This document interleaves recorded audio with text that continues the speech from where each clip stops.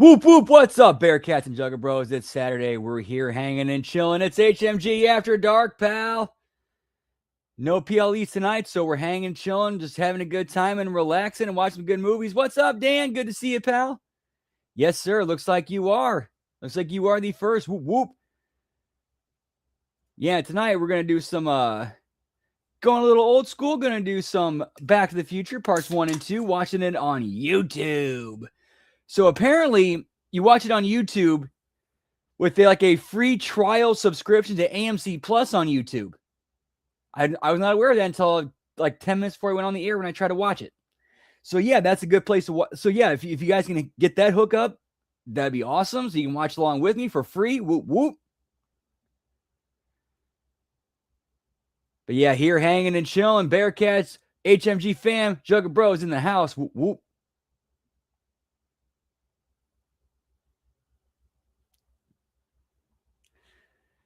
All right, and let's just say after today, let me get a little bit closer with this shirt. I'm kind of feeling a little bit proud to wear this shirt today. Kind of feeling a little bit proud to wear this shirt today. Yeah, it's a little bit hard to read. Do, and then Che Guevara's head right in the middle, and then bag. Douche bag. Whoop whoop. Oh, nice, Dan. Good shit. All right. So let's go ahead and get it. All right, do our usual countdown in 3, 2, 1, play. Hit and play on play in 3, 2, 1, play.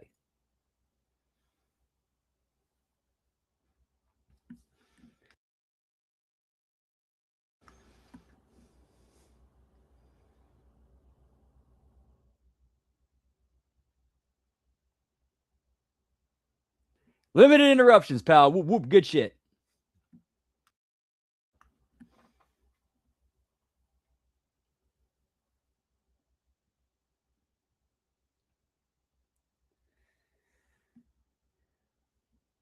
Yeah, it's the 80s, pal. The opening credits. But hey, the opening credits, they made the opening credits a spectacle. At least they made it something. At least back in the day, they made the opening credits worth watching.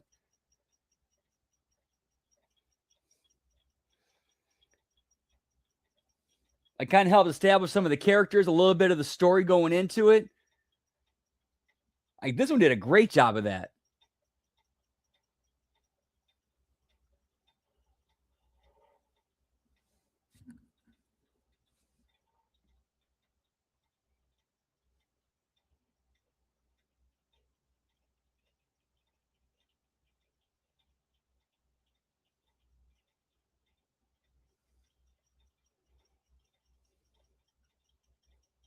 And terrific cast this movie too.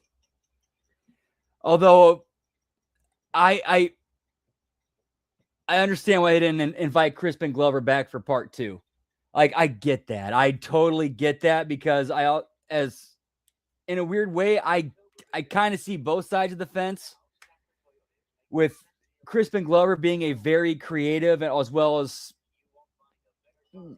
let's just say it, like from everything we've seen from or stuff we've heard about him and whatnot, he is a little bit on the narcissistic side, but that's also that kind of comes part and parcel with being a serious artist who cares about your work.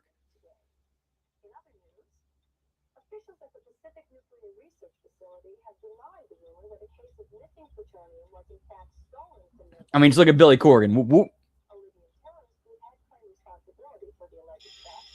Plutonium theft, pal. Yeah, this the opening credits are setting, like pretty much setting up the foundation for the movie right there.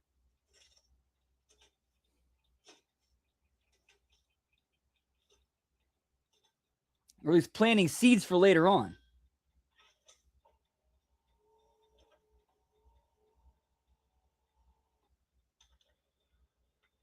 Get me cow can dog food, pal.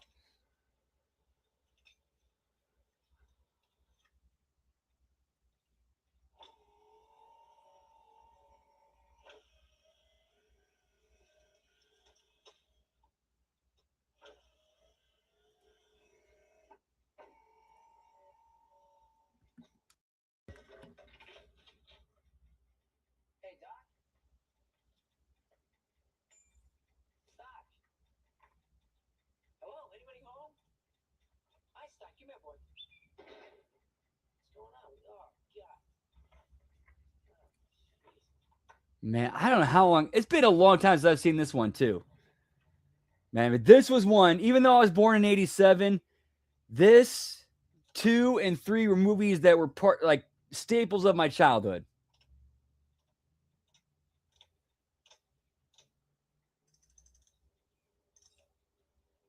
Even though I didn't really see 3 as much because 3 was. I'm not saying 3 was like part 3 was a bad movie. I'm just saying it was not on the level of 1 and 2. It was nowhere near the level of 1 and 2.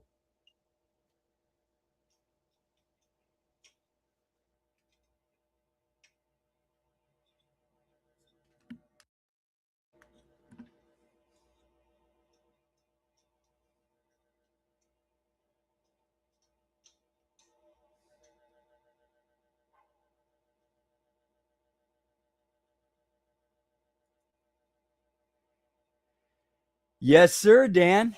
Absolutely.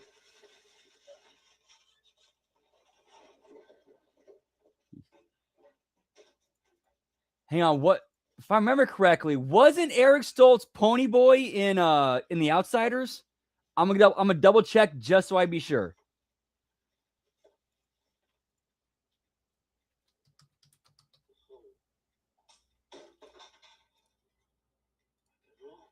Hey, what's up, Grass? Whoop whoop. Doing well. What to do with you? Nah, we're doing part 1 and 2 tonight.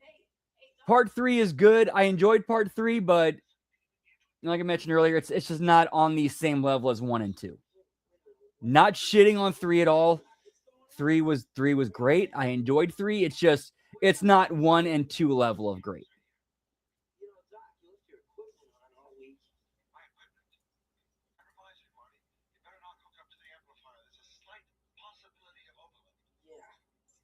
Okay, never mind. I was thinking of somebody else then. No, he was not even in The Outsiders. My bad.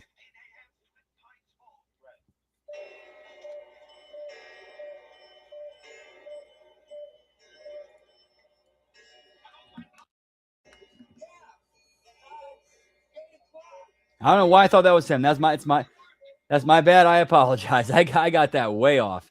Okay, so who was it that played Ponyboy?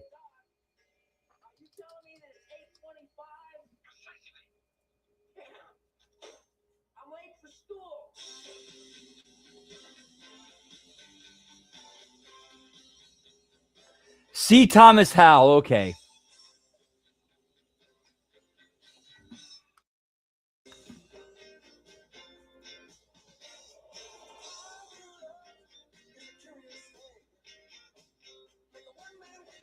Part 3, I kind of consider that an addendum, like a very good addendum to the main story.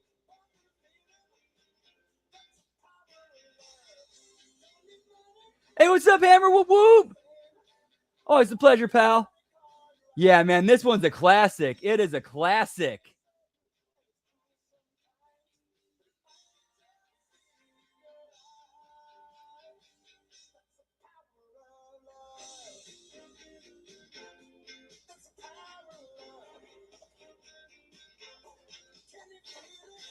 Dude, same here, Hammer. I might be a millennial, but I'm like an older millennial who had a boomer dad and an older Gen X mom who basically raised me on like 80s music, so and 80s movies. So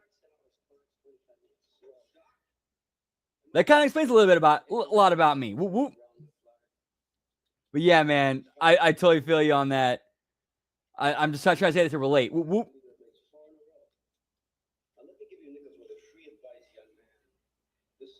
Dr. Brown is dangerous. He's a real nutcase. You hang around with him, you're going to end up in big trouble. Oh, yes, sir. You've got a real attitude problem, McFly. You're a slacker. You remind me of your father when he went here. He was a slacker, too. Can I go now, Mr. Strickland? I noticed your dad was on the roster for the dance audition. Dude, I legit envy you guys. Yeah, I'm very envious of Gen X, especially like the younger Gen X. It's like, man, I missed out.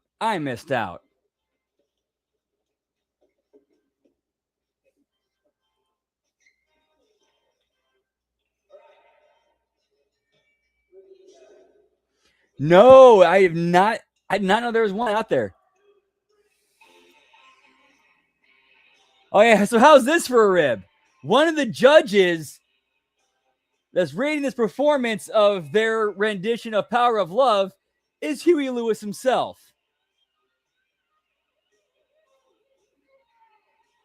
Yeah, the guy gets up and says, "You're just too darn loud."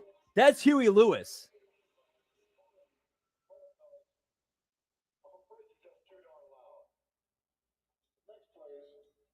And I remember my mom told me that, and I'm like, wait, what? That's actually the dude who sings this song? Dude, and brilliant cameo too. Like the perfect, like you could not have put him in a better place for a cameo than that scene right there.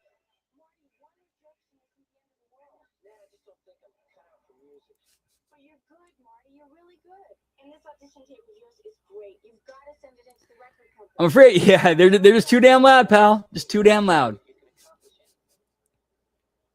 That's good advice, Marty. Hey, this block scene, like this area seems a little bit familiar. Did we? Man, didn't we just? This looks like.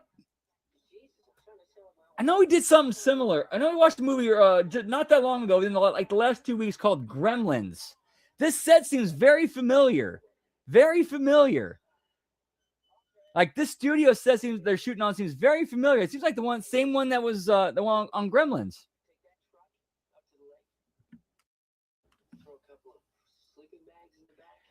$1.09 for a gallon of gas, pal. Man. Dude, I remember seeing that in the early mid-90s. And then here comes the late 90s, early 2000s, 9/11, pal.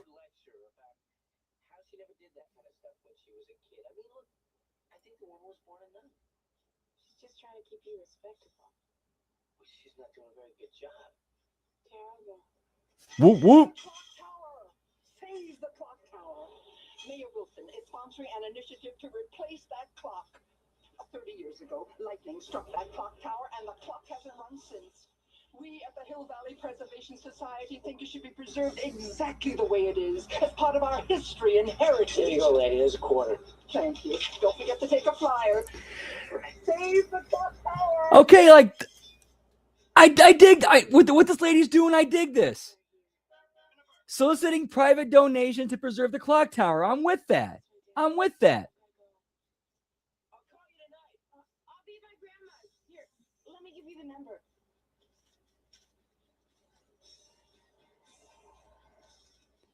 Bye. Nice, Gruss. Whoop whoop.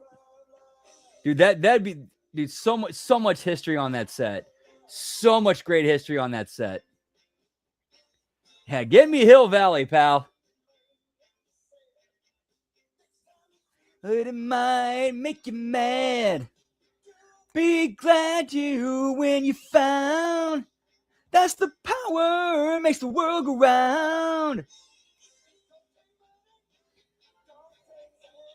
Sorry, I love me some Huey Lewis, pal.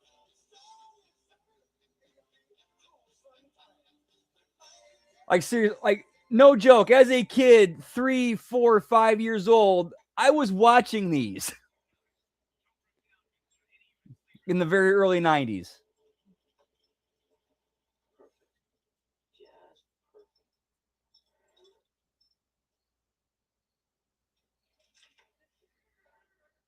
I could have been killed. Now, Biff, I never noticed that the car had any blind spot before when I would drive it. Tremendous music. Then there's a song that came out of this movie, Back in Time, and I'm like listening to it and when I listened to it and I got older, it's like this sounds like something Prince would write. And I had said this to somebody at the time who was a friend. Sent him as a random text message out of the blue, like, man, I listened to Back in Time by Huey Lewis for the first time in many years. This sounds like something Prince would have written.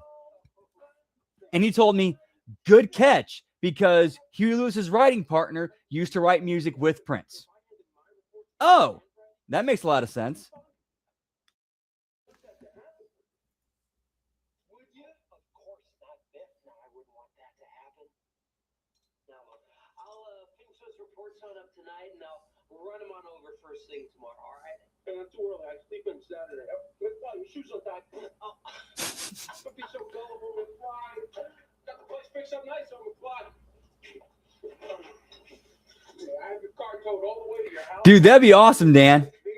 Love to hear you play some Huey Lewis. Whoop, whoop.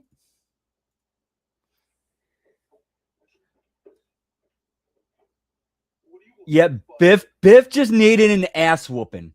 And I will say, dude, you bringing that up, a bully getting his ass whooped, that kind of triggered a little bit of a personal memory for me. I dealt with, like, there was a dude when I was in middle school who was a bully, and it took me punching him in the face for him to fuck off and leave me alone.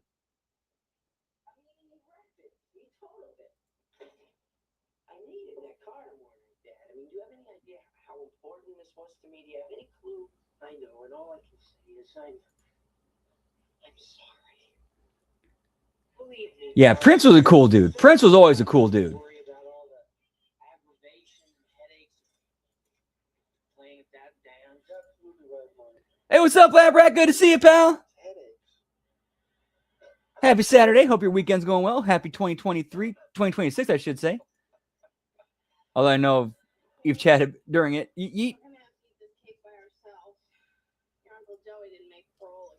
Yep, Joey Styles and JBL. JBL never fucked with Joey Styles after that.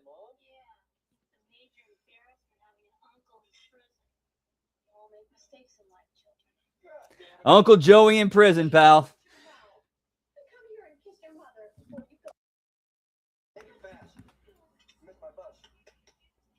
Yes, sir. Yes, sir. No, he did not. No, he did not. And you know what? I'm gonna in honor of Prince, I'm gonna raise a glass. Much love, may he rest in peace. Whoop whoop.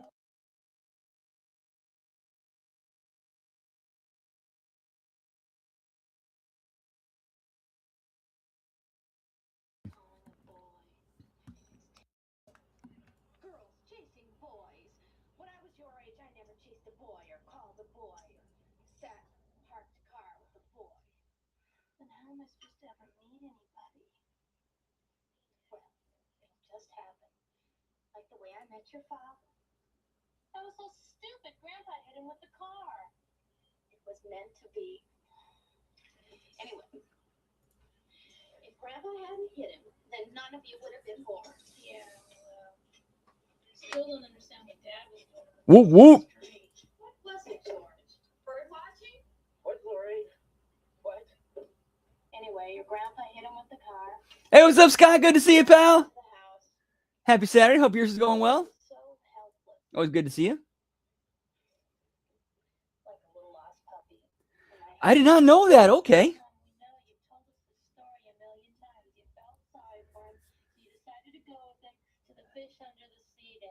Not sure. Try to squeeze it in. Try to squeeze that in somewhere.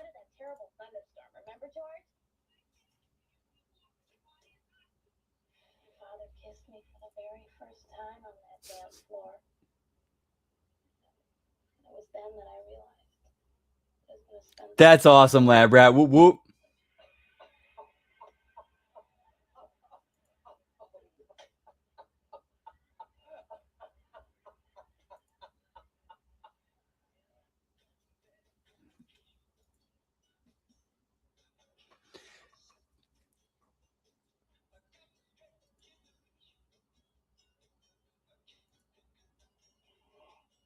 Whoop whoop.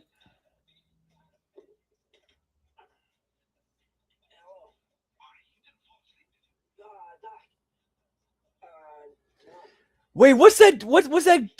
Pepsi free? What's a Pepsi free? I'm just now noticing this. Hey, I'm gonna Google that real quick here. Hang on.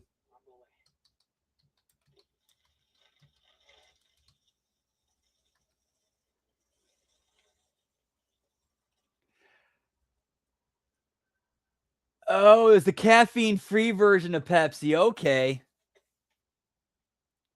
Yeah, launched in 1982 and then rebranded as caffeine-free Pepsi in 87.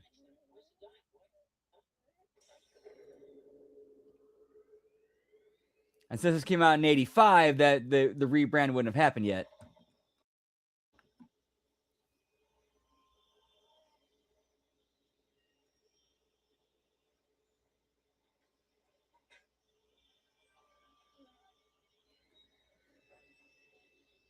Nice. Man, I wish I would have known there was a caffeine-free Pepsi. Because I knew there was the Coke one that I really liked, but never got to try the Pepsi one because I didn't know it existed. That's awesome, man. Whoop, whoop. It's the future, pal. It's the future today.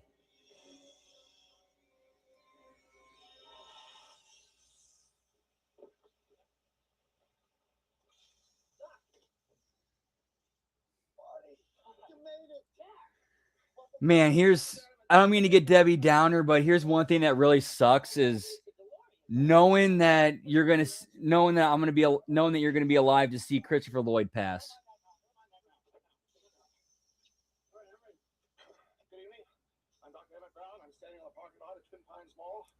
He was such a huge part of my childhood. Back to the Future, Roger Rabbit, Clue.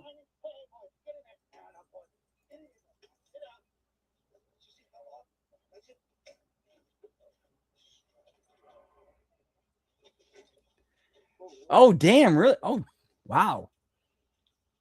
Please note, Einstein's clock is a precise synchronization with my control watch. Got it? Right, check. Good. Have a good trip, Einstein. Watch ahead. I think I do recall that. I think I do remember like the Pepsi and the caffeine and the part 2 being made real. That one I think I do remember.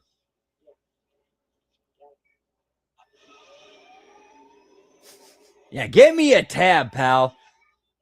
I think the first time I can remember recognizing and seeing that being a thing in a movie was Austin Powers.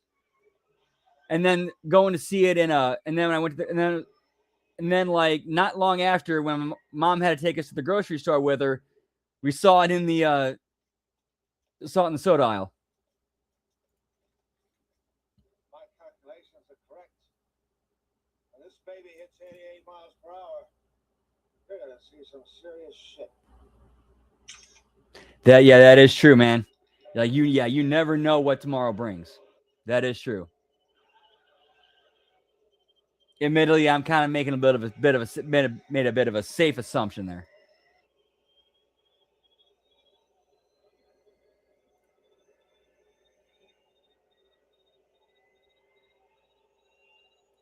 Yeah, but at least they told a good story and had great actors to pull it off.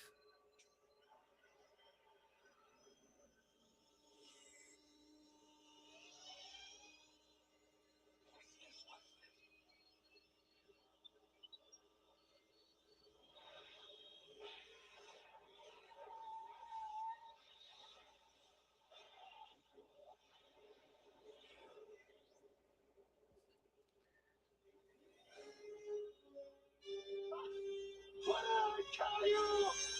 88 miles per hour! Get me 88 miles an hour, pal. Out of time.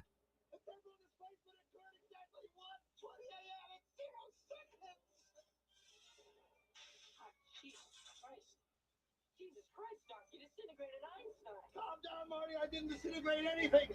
The molecular structure of both Einstein and the car are completely intact. Where the hell are they? The appropriate question is, when the hell are they? You see, Einstein has just become the world's first time traveler. I sent him into the future. 1 minute into the future, to be exact. And precisely 1:21 a.m. in 0 seconds, we shall catch up with him in the time machine. Wait a minute, Doc. Are you telling me you built a time machine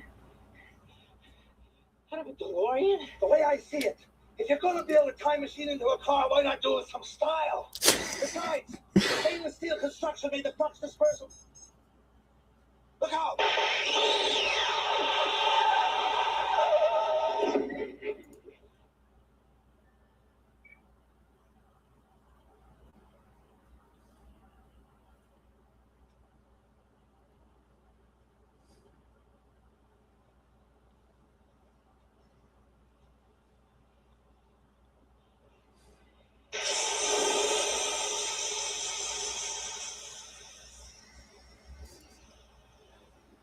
So we just witnessed the very first success, so yeah, they did. So Dr. Brown just conducted the very first successful time travel experiment,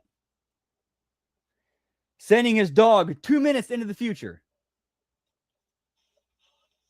What is it, hot? Oh, airport.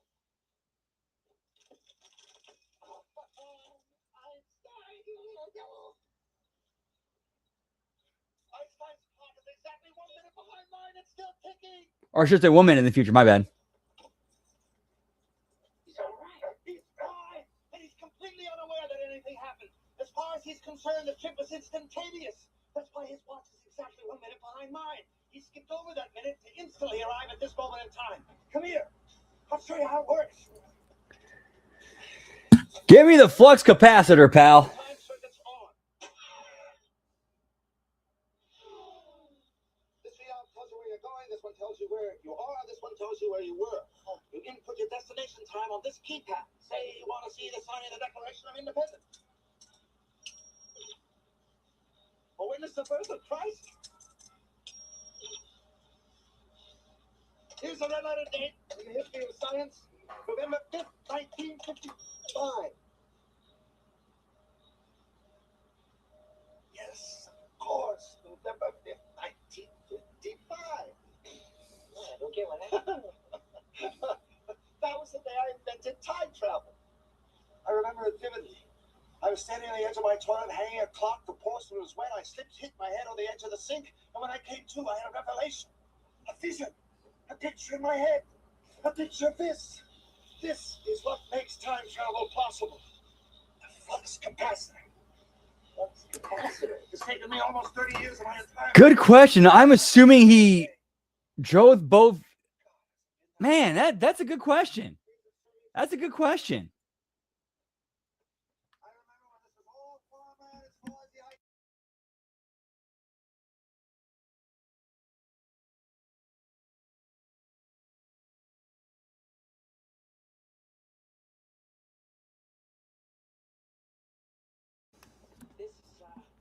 This is heavy duty, Doc. This is great. Does it run like on regular unleaded gasoline? Unfortunately, no. It requires something with a little more kick. Plutonium. Plutonium. Wait a minute. Are you telling me that this sucker is nuclear? Hey, keep rolling here. No. This sucker's electrical. But I need a nuclear reaction to generate the 1.21 gigawatts of electricity I need. Doc, you don't just walk into a store and buy plutonium. Did you rip that off? Of course. From a group of Libyan nationalists. They wanted me to build them a bomb. So I took their plutonium and in turn gave them a shiny bomb casing full of used pinball machine parts. Come on, let's get you a radiation suit. So basically, Doc ripped off terrorists and stole plutonium to make bombs to use it to power an electric generator for his time machine. Yeah, I'm pretty sure that's not going to come back to bite him in the ass in a little bit.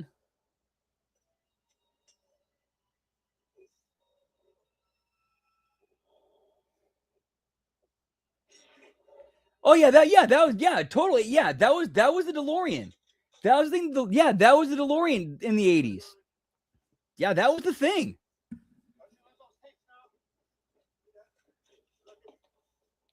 I think they even incorporated that in Grand Theft Auto Vice City.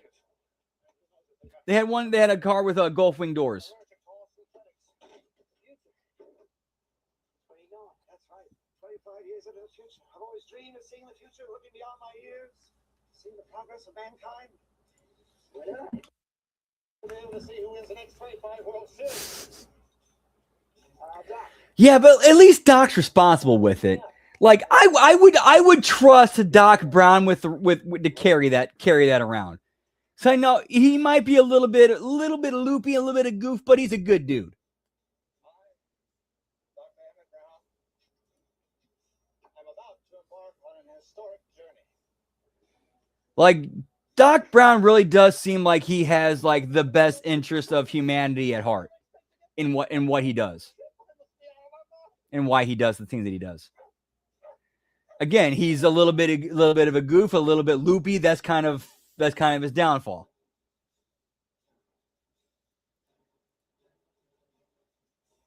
my God. They found me. I don't know how, but they found me. Who do you think? The Libyans, pal. Holy shit!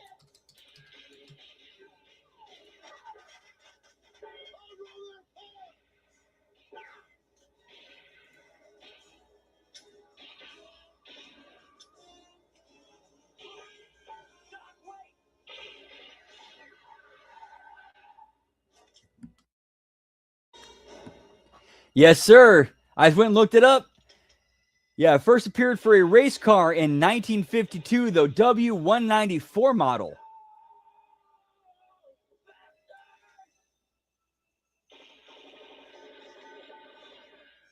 Yes, he's also very irresponsible.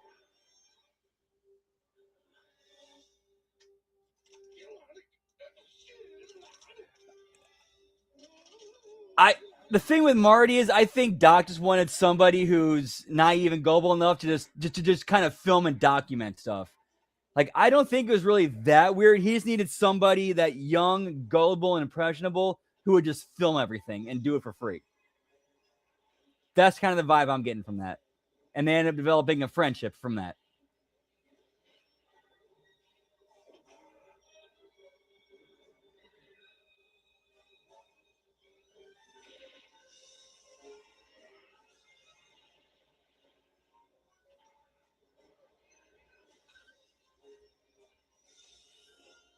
Oh, yeah. You're not going to sit there and tell me that Rick and Morty did not take inspiration from Back to the Future.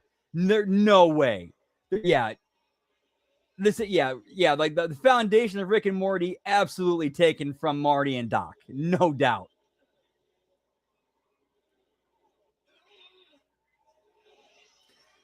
Man, malls, remember when those were a thing? Get me J.C. Penney, pal.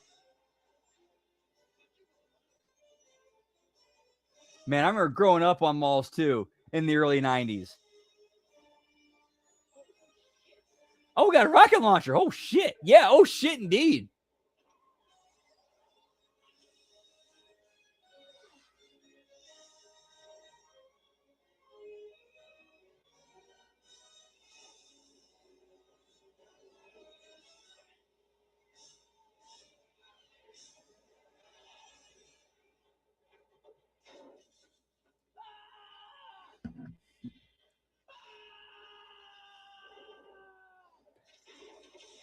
Dude, my favorite part of the mall is always the food court. Always the food court. Yeah, give me an orange Julius and teriyaki chicken, pal.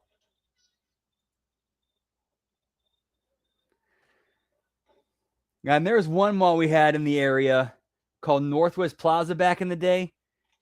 I'll never forget this one. There was one specific entrance that you go into. On the ground floor, you had the food court. On the second floor, you had the AMC, like an AMC movie, like I think it might have been Warenberg. I think it's a Warenberg. A Warenberg on the second floor, right above the food court, and then underneath the food court, you had a tilt arcade, like an enormous tilt arcade that also included an 18-hole mini golf course and party rooms.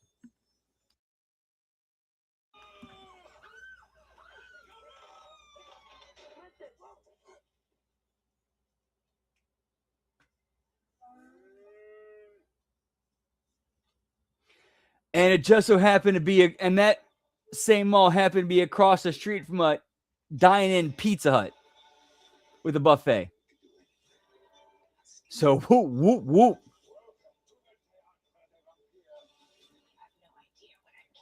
Yeah, get me Mrs. Fields cookies, pal, and Annie Ann's pretzels. Yes, sir, Dan. Absolutely. I remember Spencer's Gifts very well.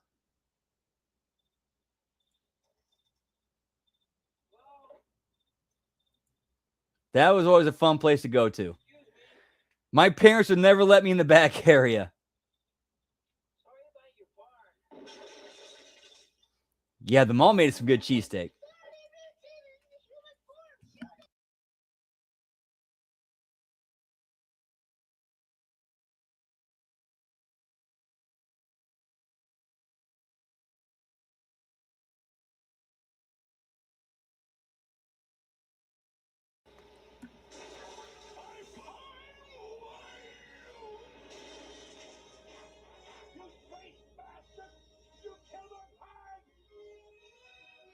Yeah, I love. Yeah, Spencer's Gifts is always fun. I'll never forget. That was where we found these phony scratch off tickets where, like, it would make the person, like, if you give it to somebody that if you gave it to somebody that scratched off they thought they wanted, and they flip it to the back, and then it's like and then they read the fine print. It's actually a bullshit ticket. It was and basically ribbon them like a rib gift. Oh, tremendous! I love that place. Dude, it was Hammer. It really was.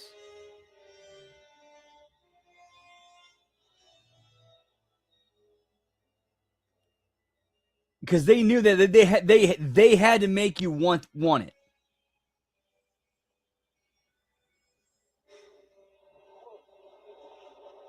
you gotta help me. Can't be. Oh yeah, gag gets tremendous. This is nuts.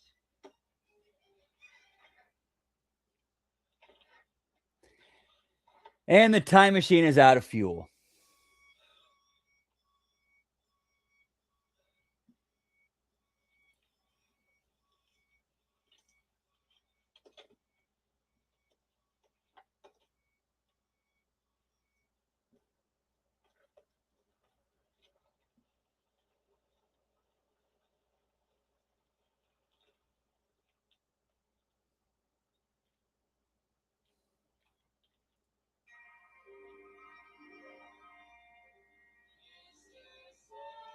Damn, pal.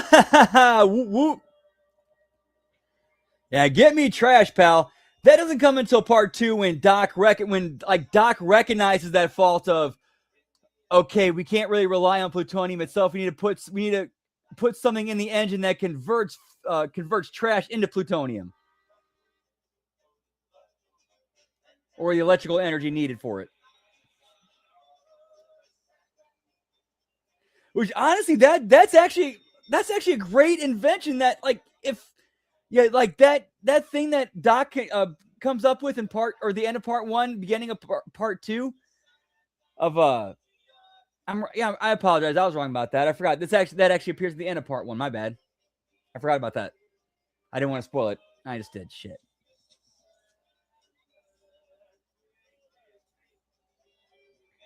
But yeah, using trash as fuel. How brilliant is that? Like, that's actually something that would help humanity as a whole. Not just for time machines, but like for any other thing that requires an energy source. Use trash as create something that can convert trash into fuel. Sorry, I'm getting a little bit philosophical there. I apologize.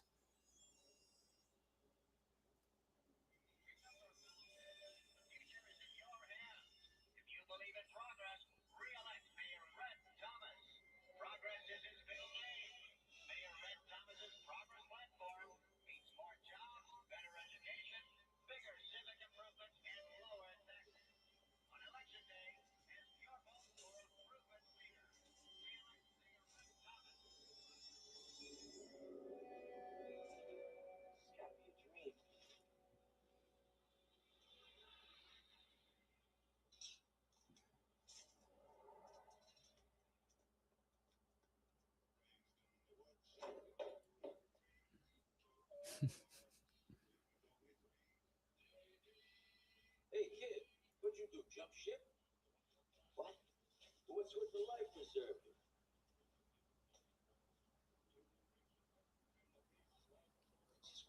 Whoop, whoop. Give me a fully loaded baked potato with all the fixings. Football size, pal.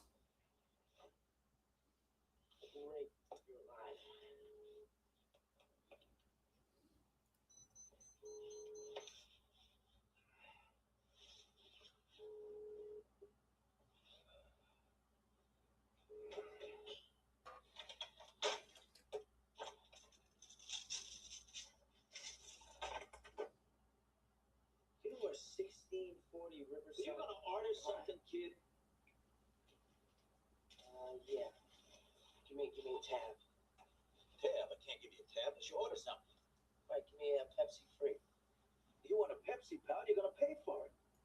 Look, just give me something without any sugar in it, okay? Some of that sugar.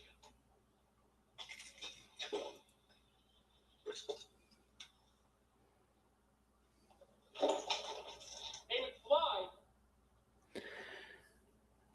Man, I'm just not real. I'm going to get to it in here in a second. Hey, I'm talking to you, McFly, you Irish bug. Oh, hey, Biff. Hey, guys, how are you doing? You got my homework finished, McFly?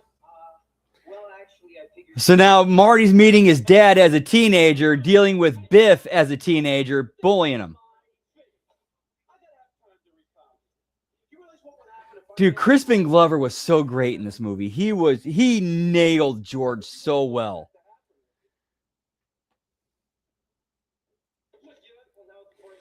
Yeah, that's actually a pretty good question. How much the pet yeah, the product placement for Pepsi in this movie was definitely noticeable. And part 2. And then I'll bring it over first thing tomorrow morning. But not too early, I sleep in Sunday. Oh, McFly, your shoes are nice. Don't be so gullible, McFly. Yeah, get me the Wendy's salad bar, pal. I remember that.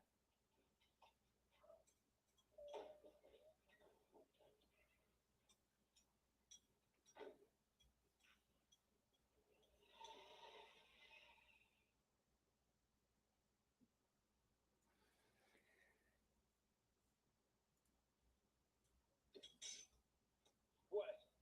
You're George McFly. Yeah, who are you? Say, what do you let those boys push you around like that for? Well, they're bigger than me. Stand tall, boy. Have some respect for yourself. Don't you know if you let people walk over you now, they'll be walking over you for the rest of your life. Look at me.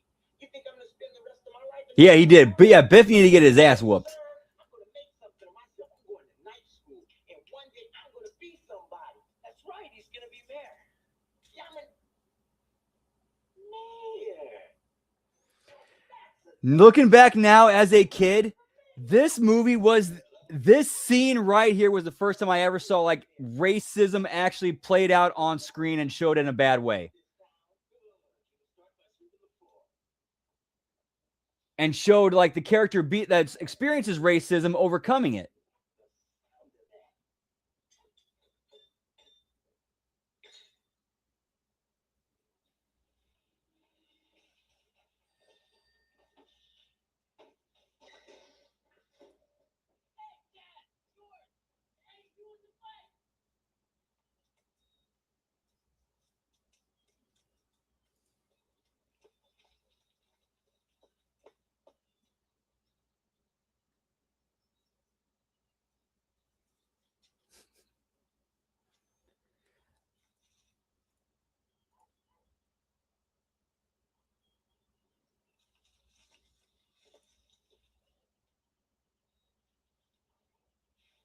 So it turns out Marty's dad's a peeping Tom, pal.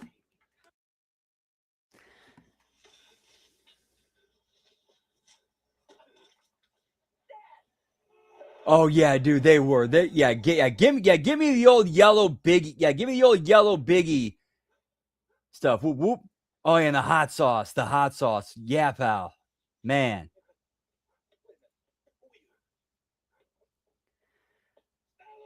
Man, those I have not, but I wish I would have. I really need to.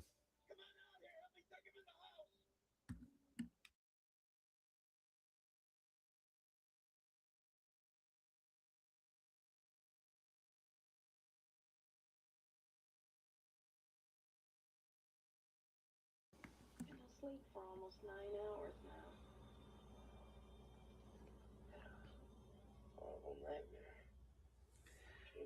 So right now, for anybody who has not who's never seen this before, which is probably 0 people watching this.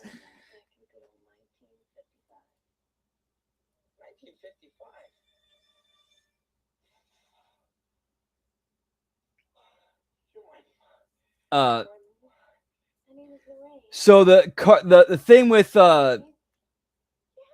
Marty's mom's grandfather hitting his dad with his car, he inadvertently adverted that and got hit with the car himself.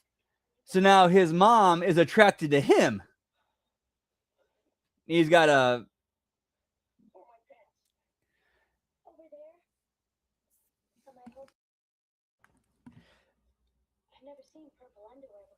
honestly, this might be the best Hollywood incest story done right. Where nothing ever really happens, it's kind of teased and done in a way that makes sense, but they never go there.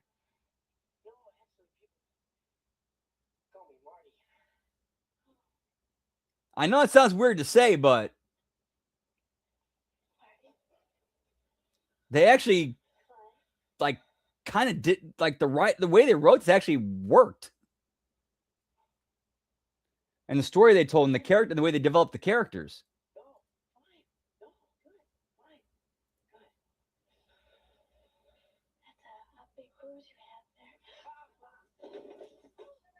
Oh, I didn't catch that part, Dan. Okay.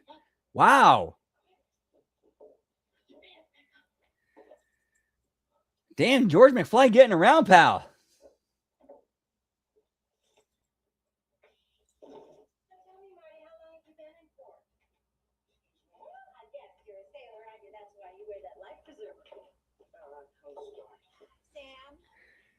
Oh, so she thinks so. Lorraine's mom, aka Marty's grandmother, thinks that Marty is a sailor. So Marty, recognizing the situation that he's in, knowing he's in the past, and knowing he has to play along, he just kind of just rolls with it. Well, to be fair to George, he's also in high school himself with a character, but that doesn't justify it. Hey, you're my Uncle Joey. Get used to these bars, kid.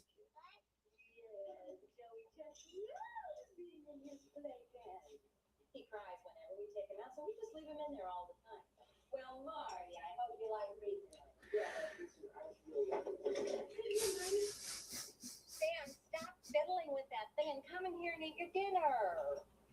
Oh, look at it roll. Now we can watch Jackie Gleason while we eat.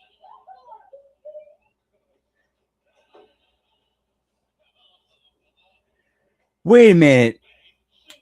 That kid, one of Lorraine's siblings looks familiar. I'm gonna go look that up real quick. Wow, you must be rich. Oh, honey, he's teasing you. Nobody has 2 television sets.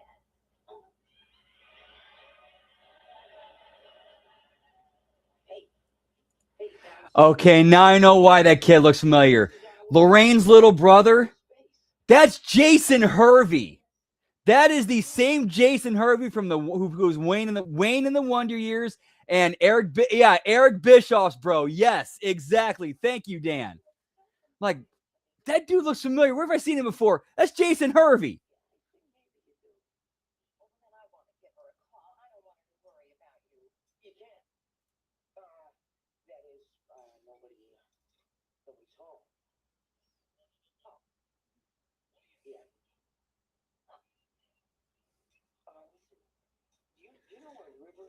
Oh, dude. There was a dude that one of the dudes who trained me is a dude named Ricky Cruz, who told me about like the Puerto Rican church's chickens, and he told me how amazing they were.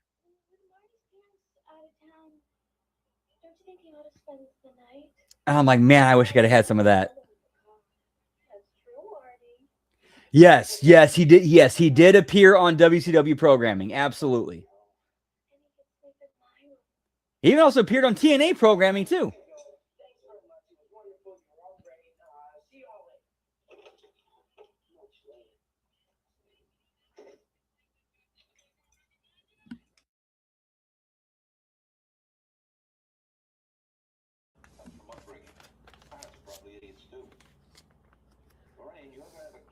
that way, I'll disown you.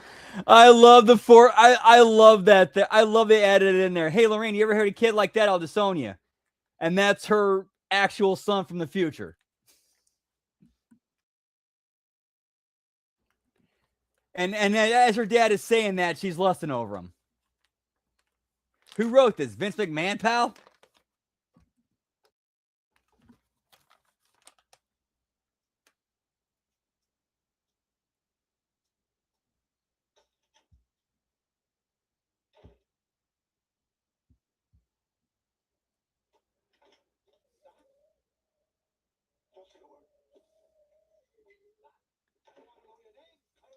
Whoop, whoop.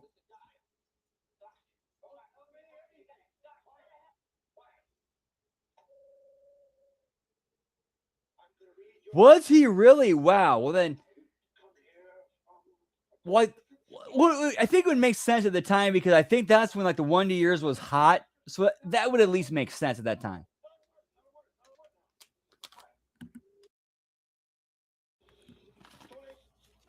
You want me to make a donation to the Coast Guard Auxiliary? I'm from the future.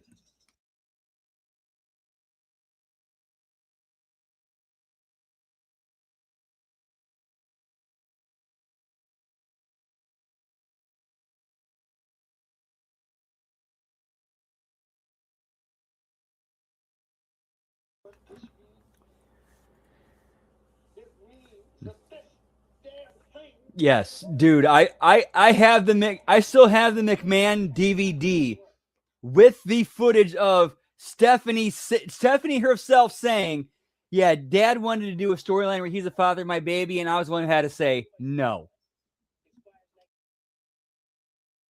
I haven't even been born yet. And look at this picture. My brother, my sister, and me. Look at her sweatshirt, Doc. Class of 1984. A photographic picture of your brother's hair.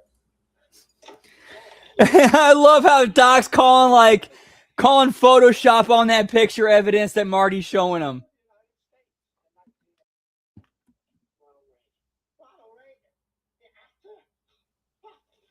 Who's the president in 1985? Ronald Reagan. Ronald Reagan, the actor?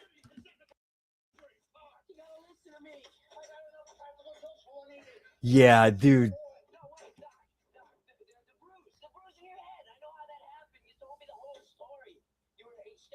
Yeah, that's, man, getting to just digging into Vince's depravities would drive any normal human being insane.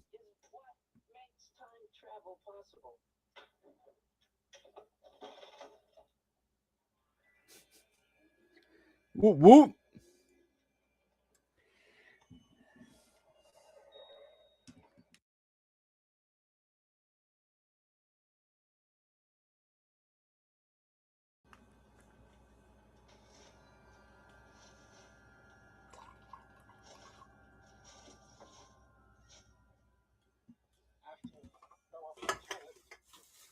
I do this. Flux capacitor.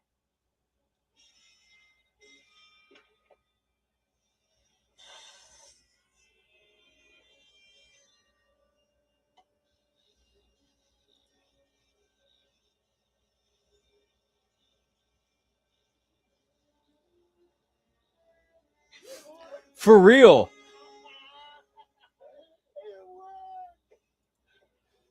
I finally invent something that works. Your ass it works. Somehow we've got to sneak this back to my laboratory. We've got to get you home. Dude, I love how Doc's character, like, when he sees, like, wait a minute, this whole thing, my time travel thing worked as somebody who met me in the future went to the past to meet me.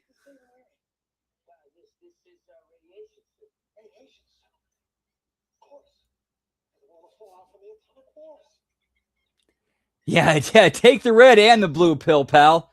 Let's see how deep we can trip. Whoop, whoop.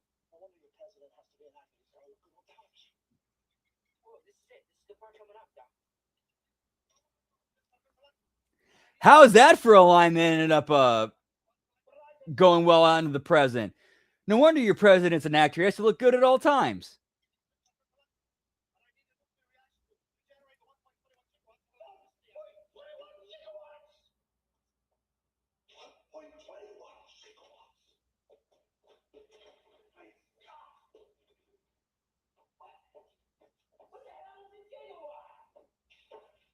How could I have been so careless? 1.21 gigawatts! Tom, how am I going to generate that kind of power? It can't be done. Can't. Look, all we need is a little plutonium. Oh, I'm sure that in 1985, plutonium is available in every corner drugstore, but in 1955, it's a little hard to come by. Marty, I'm sorry, but I'm afraid you're stuck here. Stuck here? I get stuck here. Yes, sir. Gonna be doing another shorty stream tonight. Hopefully, it does not go as short as last night.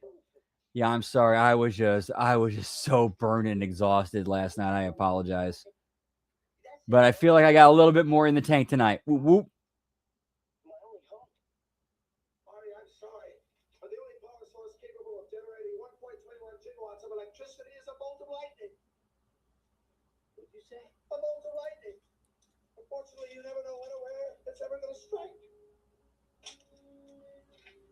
We do now.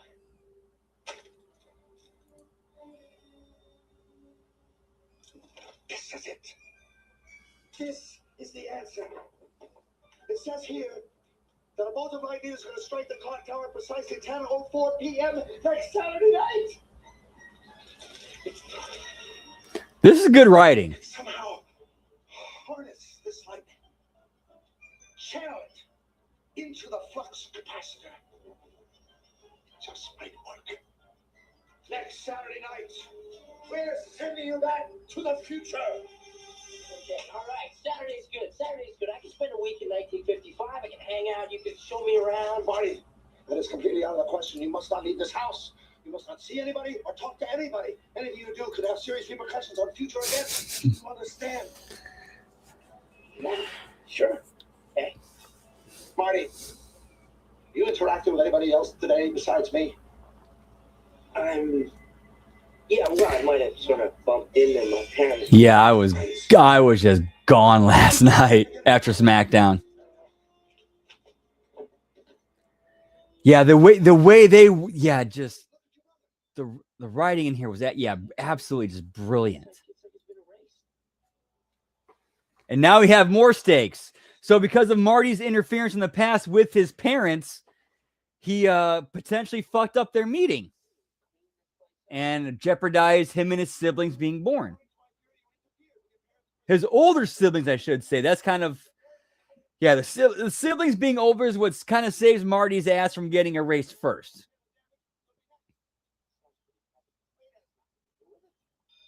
Which one's your pop? That's him. Okay, you guys. Very funny. You guys are being real mature. And you were adopted. Okay, real mature, guys. You switch on my phone, guys. Strickland. Jesus, did that guy ever have hair? Hey, look, man. You're a slacker. You want to be a slacker for the rest of your life? Yeah, I've seen those pictures, so that's crazy. I guess he felt sorry for him because his dad hit him with the car. That's the Florence Nightingale effect. It happens in hospitals when nurses fall in love with their patients. Yeah, absolutely. Yeah, no doubt one of the best written time travel movies as a plot, using time travel as a plot device.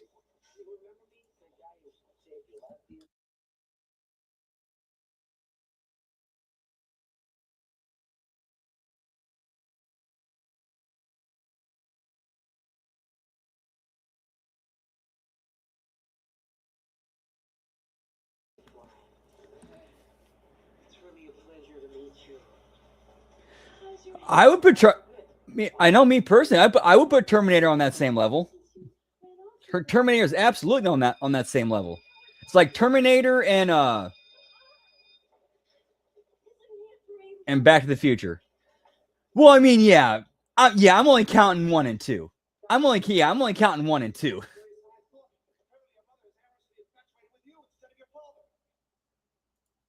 Wait a minute, Doc. Are you trying to tell me that my mother has got the hots for me? Precisely. Whoa, this is heavy. Whoop whoop. Heavy. Why are things so heavy in the future? Is there a problem with the Earth's gravitational pull? The only way we're going to get those two to successfully mate is if they are alone together. So you've got to get your father and mother to interact in some sort of social. Well, what, you mean like a date? Right. Oh, what kind of date? I don't know. What do kids do in the 50s?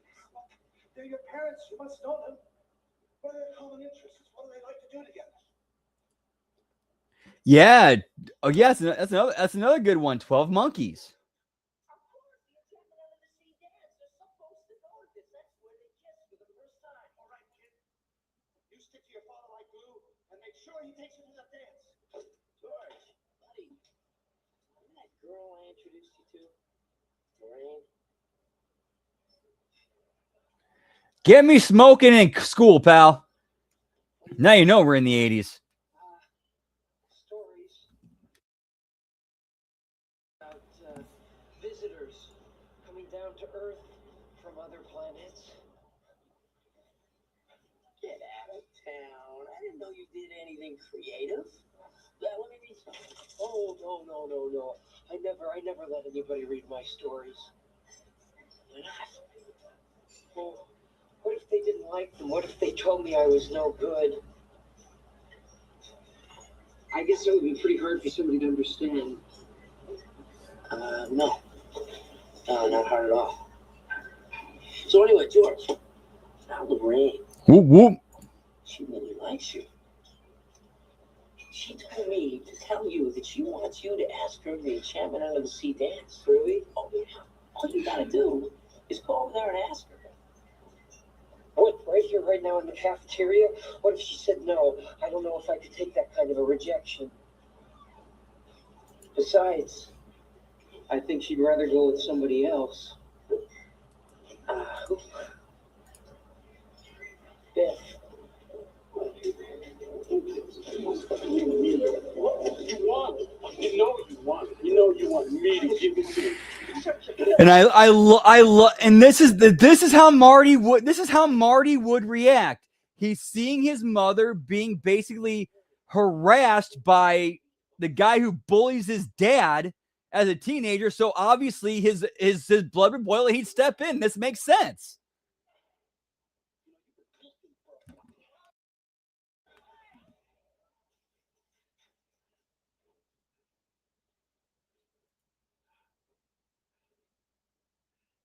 Since you're new here, I'm gonna cut you a break today. So why don't you make like Man, how times have changed. get out of here? Make like a tree and get out of here, pal.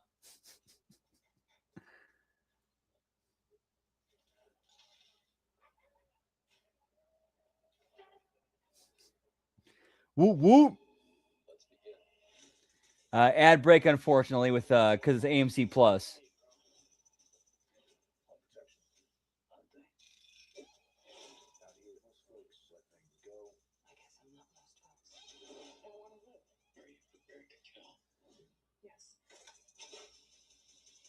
One of us is not leaving this island.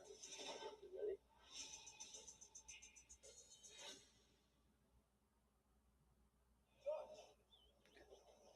All right, there we go. Back to the movie. Following me around. I'm telling you, George, if you do not ask Lorraine for that dance, I'm going to regret it for the rest of my life. But I can't go to the dance. I'll miss my favorite television program, Science Fiction Theater. Yeah, but George, give her a break. I'm just not ready to ask Lorraine out to the dance. And not you, or anybody else on this planet is going to make me change my mind. So George says, not you or anybody else on this planet's going to make me change my mind. All right, so that's Marty needs to get creative, pal. Yeah, I'll do that right now. Take a look at it.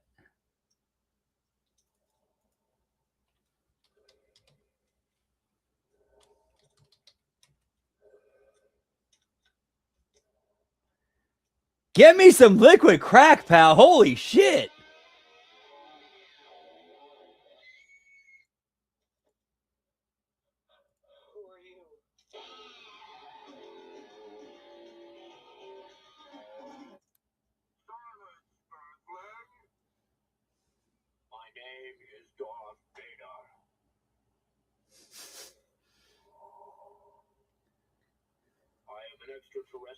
from the planet Vulcan. And they found, I love how they found a way to mix Star Wars and Star Trek together.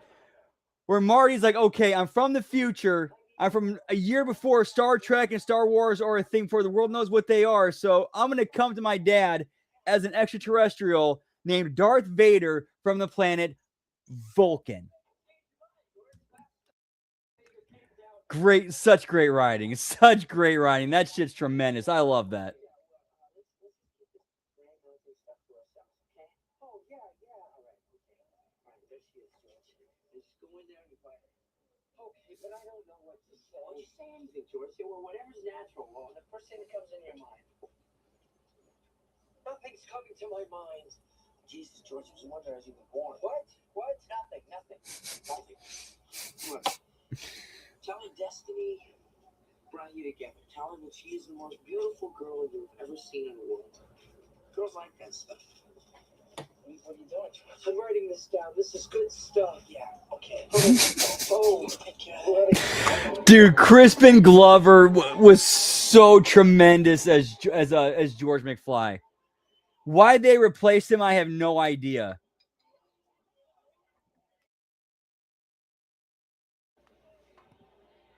Well, yeah, I kind of do because he was very difficult to deal with behind the scenes, but that's just how serious artists are. You gotta kind of work around that.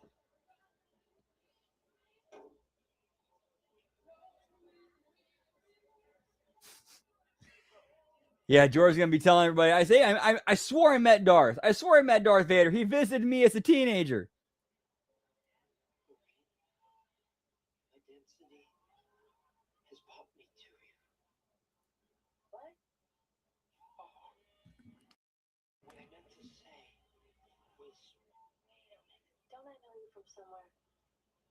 Yes. Give me a 50s malt shop, pal.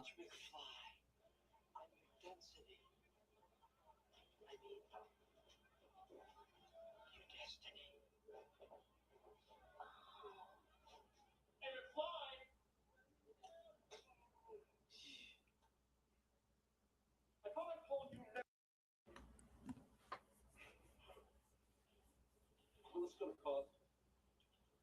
How much money you got on you? Well, how much you want, Beth?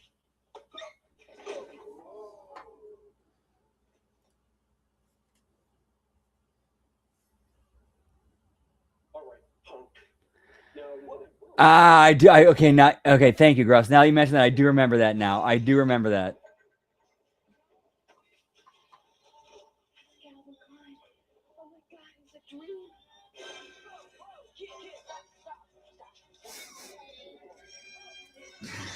And she thinks her own son is named Calvin Klein.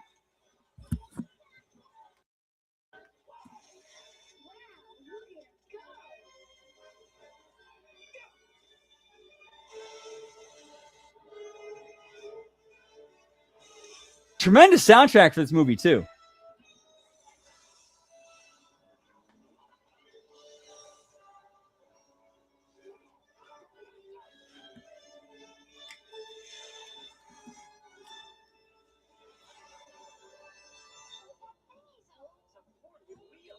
It's an absolute dream.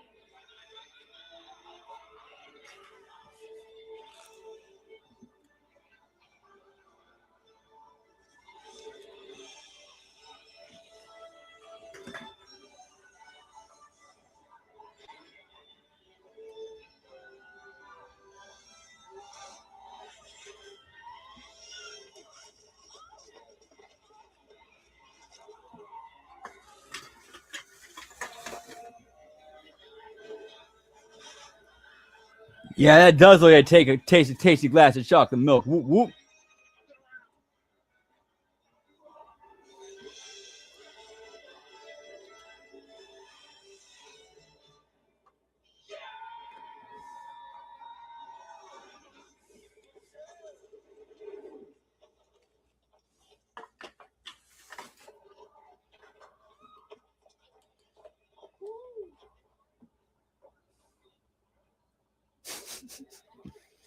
I hate manure.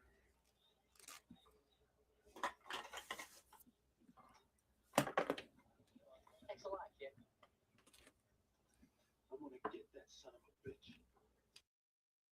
Yeah, where does he live? I don't know, but I'm gonna find out.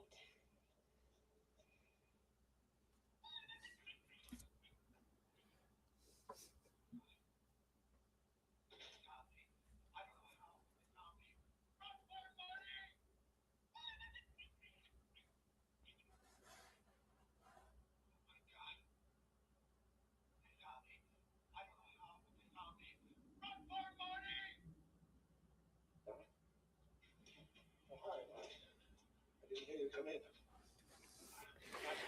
I love this scene. I love this scene of Marty walking in on Doc, watching his own demise, watching his own death in the future.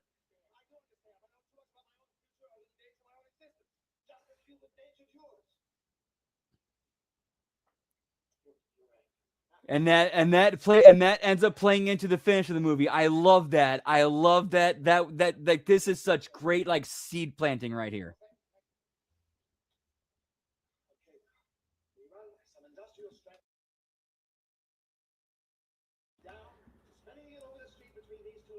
All right, Lab Red, always good to see you, man. Hope to see you later. Whoop, whoop. Much love, pal.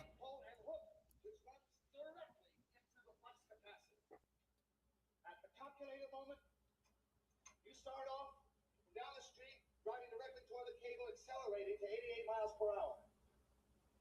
According to the flyer, at precisely 10:04 p.m. this Saturday night, lightning will strike the clock tower, electrifying the cable just as the connecting hook makes contact, thereby sending 1.21 gigawatts into the flux capacitor and sending you back to 1985. All right, now, watch this. You wind up the car and release it. I'll simulate the lightning. Even in the 50s, they're running simulations. Granted, they're a little bit,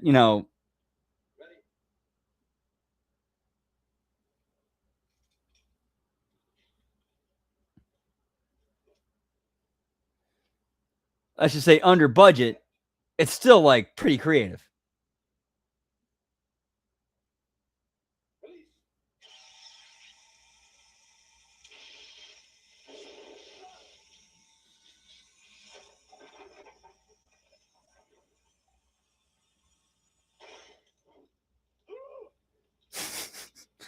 And the car catches on fire, flies off the table, and sets off, and then runs into a pile of oily rags and sets them on fire.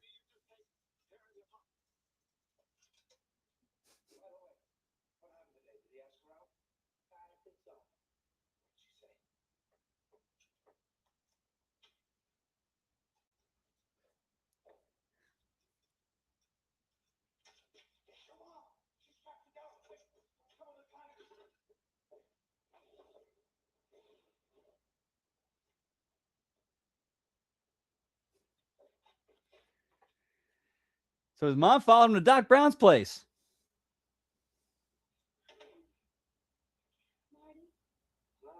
Great. How did you know I was here? No, this is my Doc. My uncle, Doc Brown.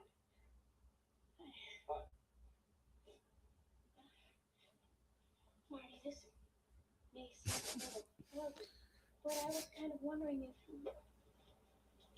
you'd ask me to the Enchantment Under the Sea dance on Saturday.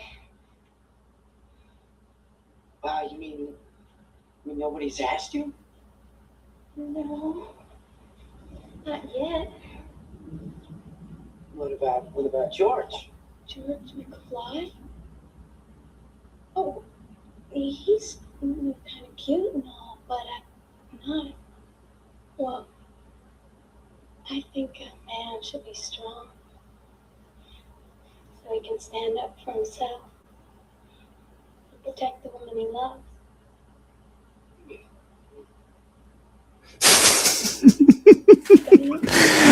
Dude, the acting in this is incredible, especially between Michael J. Fox and Christopher Lloyd. They play that off so well.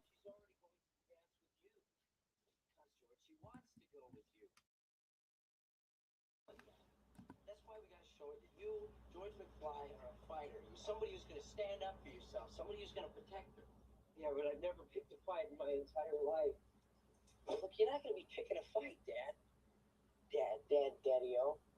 You're coming to arrest you, right? Okay, let's go over the plan again. 8:55, where are you gonna be? I'm gonna be at the dance. Right, and where am I gonna be? You're gonna be in the car with her. Right, okay, so right around 9 o'clock, she's gonna get very angry with me. Why is she gonna get angry with you? Well, because, George, nice girls get angry when guys take advantage of them. Oh, you mean you're gonna go touch her on her? No, George. But it's just an act, right? Okay, so 9 o'clock, you're strolling through the parking lot. You see us struggling in the car. You walk up, you open the door, and you say, "You're lying, George." Oh, hey, you, get your damn hands off her. You really think I ought to swear? Yes, definitely. God damn it, George, swear. Okay, so you come up, you punch me in the stomach, I'm out for the count, right? And you and Lorraine live happily ever after. Well, you make it sound so easy. I wish I wasn't so scared. George, there's nothing to be scared of. All it takes is a little self-confidence. You know, if you put your mind to it, you can accomplish anything. Marty using his own dad's line on him as a kid.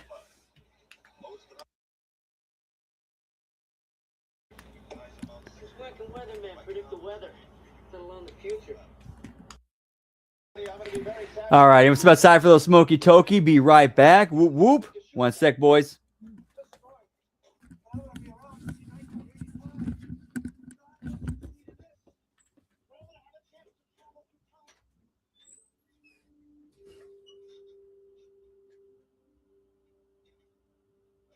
going to be really hard waiting 30 years for Brian to talk to you about everything that's happened in the past few days. I'm really going to miss you, Marty. I'm gonna miss you.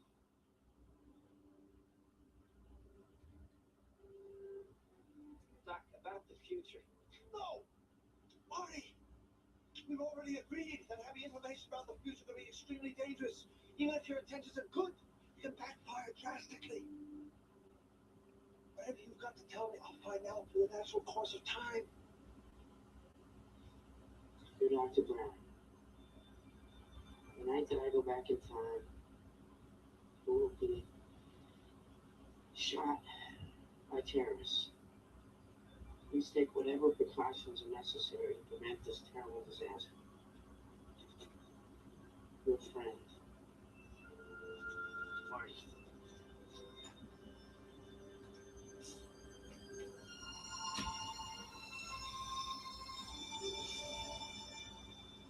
Evening, Dr. Brown. What's with the wire? Oh, just a little weather experiment.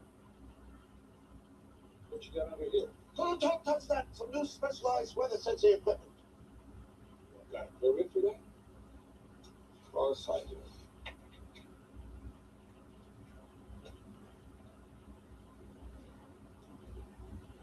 Just a second.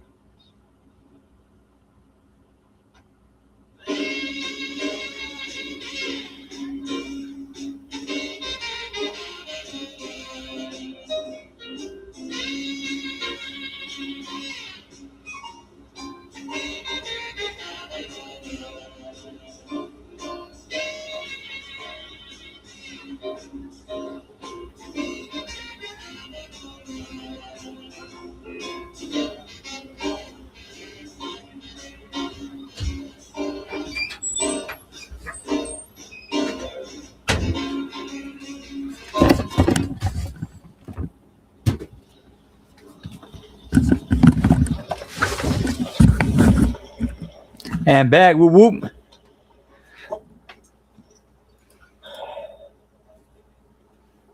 Do you mind if we park for a while? It's a great idea. I'd love to park. Oh, Marty, I'm almost 18. Yeah, that I think they kind of teased where like Marty going back in time was supposed to happen.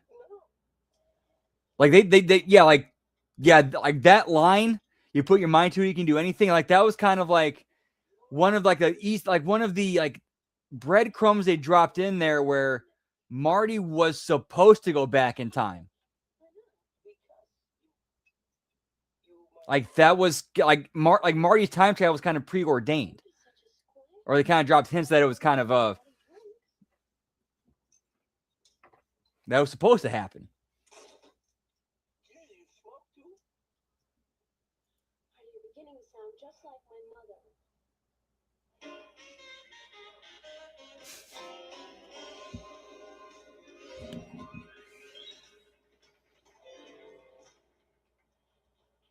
We're gonna take a little break, but we'll be back in a while, so don't nobody go nowhere.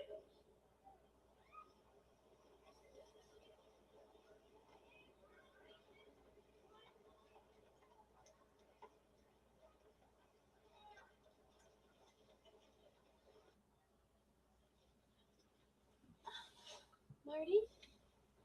Why are you so nervous? Ray, have you ever been in a situation where you knew you had to act a certain way, but when you got there, you didn't know if you could go through with it? What do you mean, like how you're supposed to act on a first date? Oh, sort of. Oh, I think I know exactly what you mean. You do? You know what I do in those situations? Yeah, I love how like Marty's plan's kind of backfiring here because he's supposed to be the aggressor in this, but she's coming on to him, and it's like shit. How do I get around this? Or he's supposed to play the role of the aggressor, but she's willingly coming on to him first and making the first move. So how does that work out for the plan that him and George laid out? Like that kind of fucks everything up. But wait, swerve, bro. That doesn't make any sense, does it? Believe me. It makes perfect sense. I'm sorry, kissing you is like kissing my brother. I'm sorry. I know it's weird. It doesn't make any sense, but and he's like, no, it actually makes perfect sense. $300 damage to my car, you son of a bitch. I'm gonna take it out of your ass. Let go, Biff. You're drunk. Well, looky what we have here. Well, looky what we have here. No, stay right here with me. Come on, Louise. Leave her alone, you bastard. You gotta take him in back, all right? I'll be right there. Come on. Well, go on. This ain't no peep show.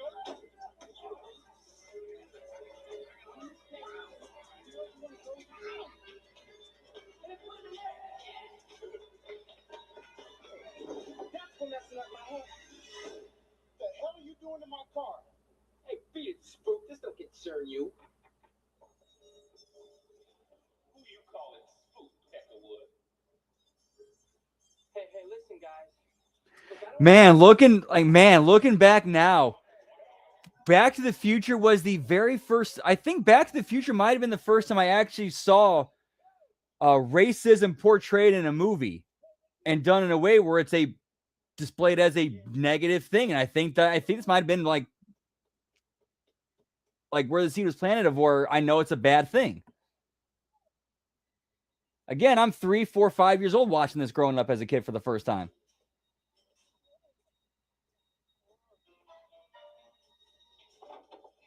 Hey, you. Get your damn hands off.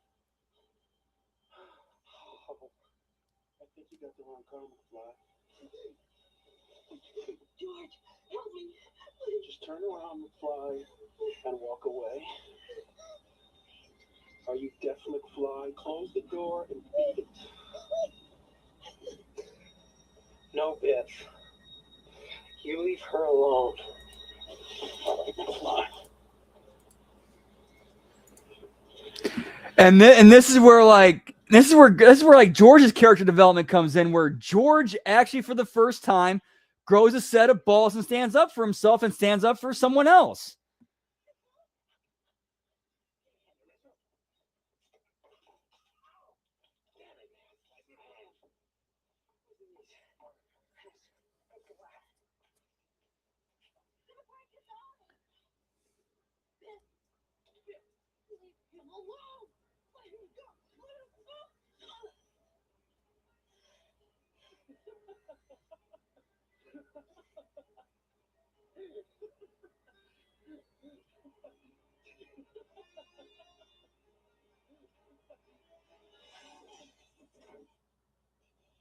And that's where Biff got the humbling that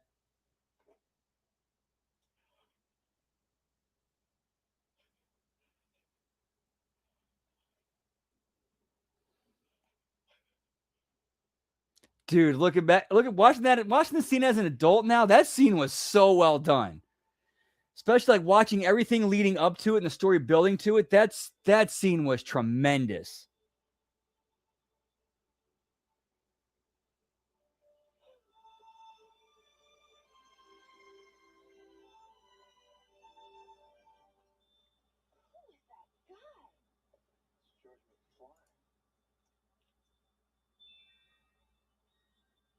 George McFly? Success is related to standing out, not fitting in. The day you saw something in me, my whole life changed.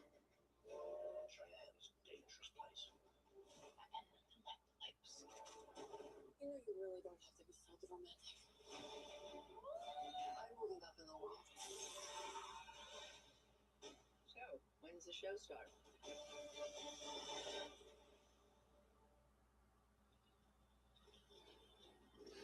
Because in the original timeline, Lorraine kind of got with George because she felt sorry for him because her dad hit him with a car because of him being a peeping Tom and falling out of the tree. Whereas in this new, I'm guessing, I should say the true timeline, because I really think like the true timeline was supposed to be Marty going back in time and altering the timeline into the true timeline. If that makes any sense. I know that's weird. Those are weird literary time travel rules that I've noticed being used before. Whereas they came together because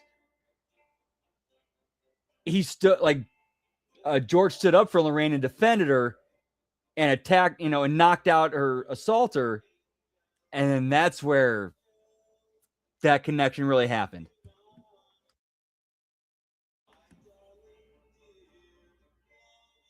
George, aren't you gonna kiss me? I don't know. Try me, fly. Come in.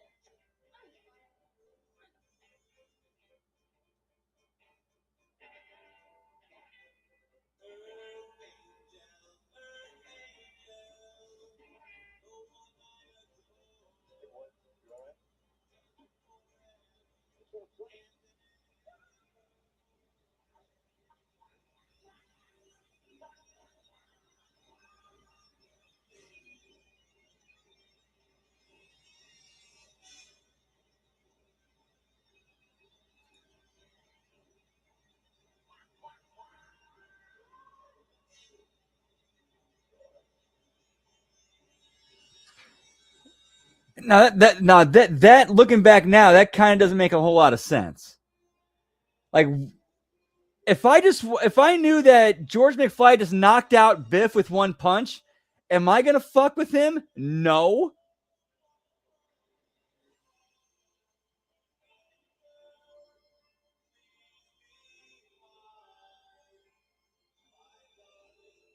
And the timeline has been restored. Whoop whoop.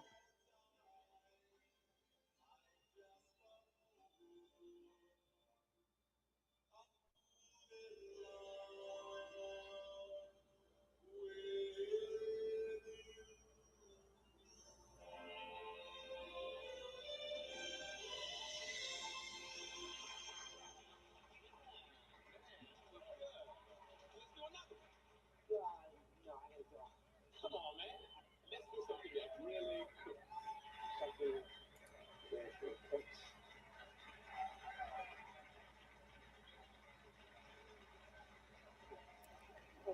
Oh, dude, that's awesome, Dan. That's awesome. Whoop whoop. All right, this is an oldie, but well, it's an oldie where I come from.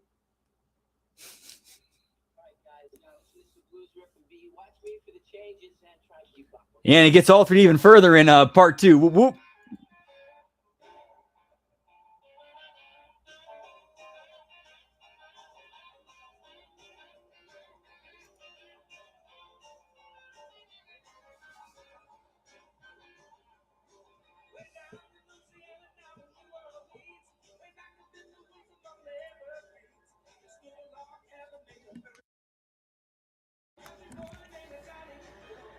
there's there's a lot of different ways that could happen. Like lot of different ways that could happen. And they still live in the same house. I mean,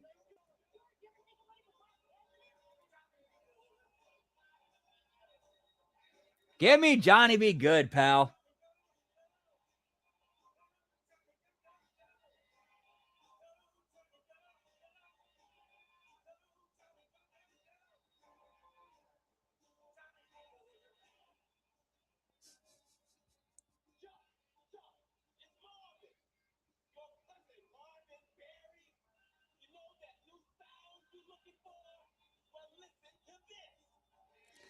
Hey Chuck, yeah, it's Marvin. Yeah, your cousin, Marvin Barry. You know that new sound you're looking for? Listen to this. I love that.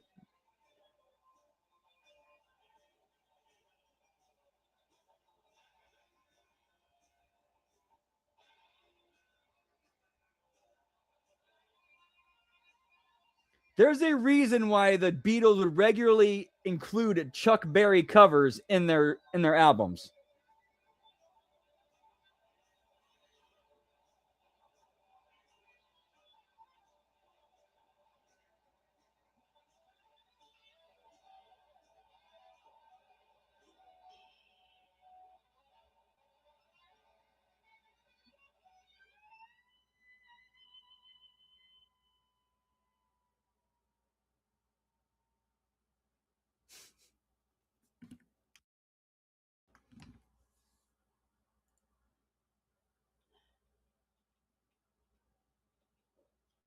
Whoop whoop indeed, Dan. You guys aren't ready for that yet. What the kids are gonna love.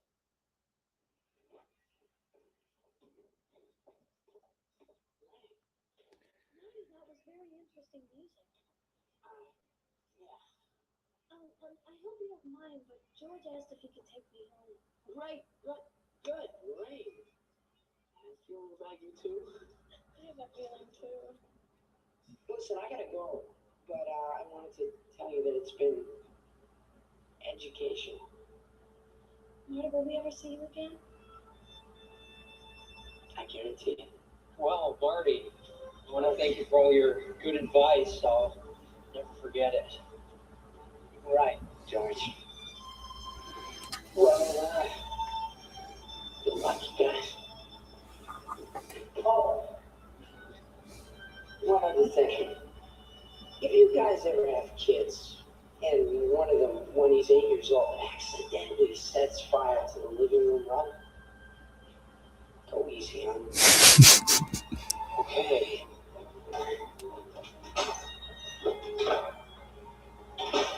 Marty. Such a nice name.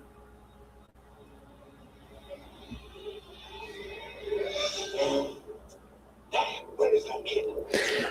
I would have loved they would have done an angle where it's at some point like that would have been a good part 4 where George and Lorraine figure out, wait, it was our son from the future who hooked us up.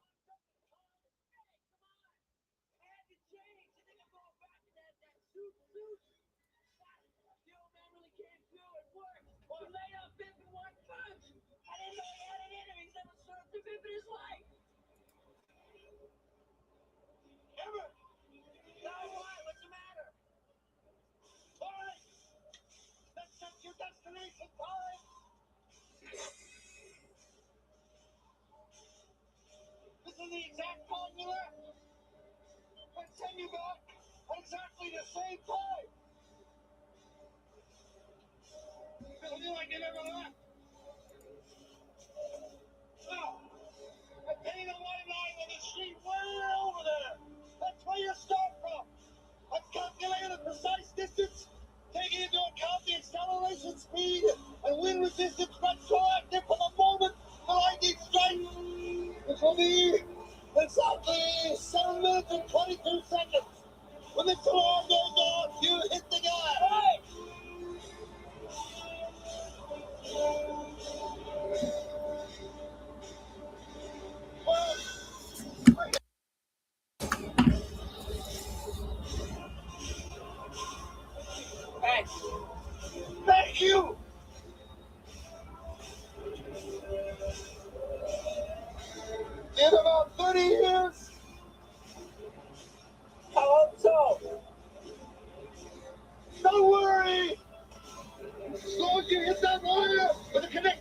That's, dude, I did not know that.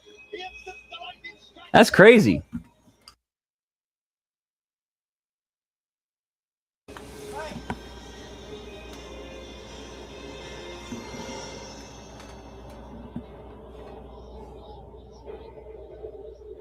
What comedian is? Find out in 30 years. It's about the future, isn't it? It's information about the future. I warned you about this, kid. The consequences could be disaster. That's a risk you're gonna have to take. Your life depends on it. No, I refuse to accept the responsibility. In that case, I'll tell you straight out. Hey, Scott. Uh-oh. Line got disconnected by a fallen branch. You get the cable. I'll go around that way. I got it.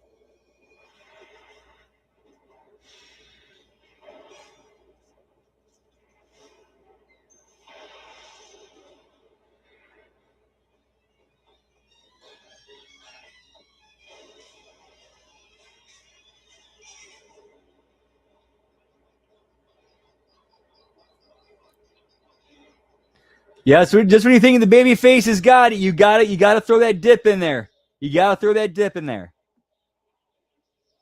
You got to throw that last obstacle right in front of them they got to get to before they reach the finish line. Build that suspense.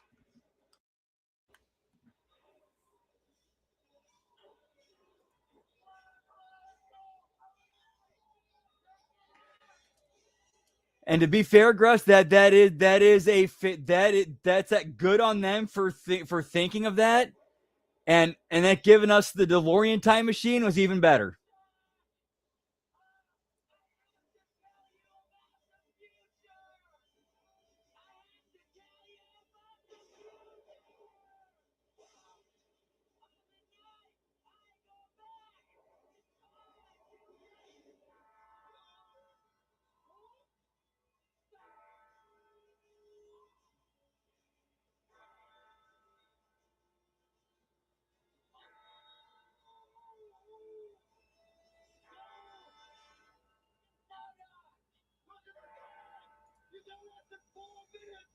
Yeah, that was very good decision.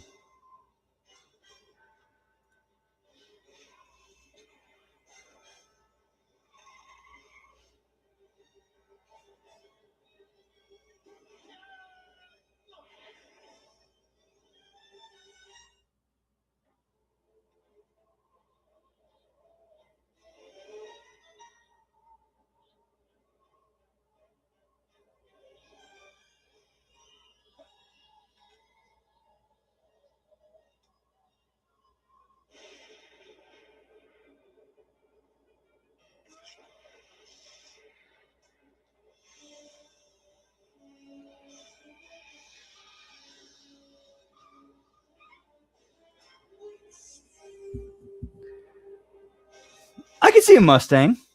Definitely see a Mustang. That would make sense. Like that would have worked, I think. But man, it would not have fit like the DeLorean did. The DeLorean did though. It just wouldn't have. Like the DeLorean, that was just a perfect fit.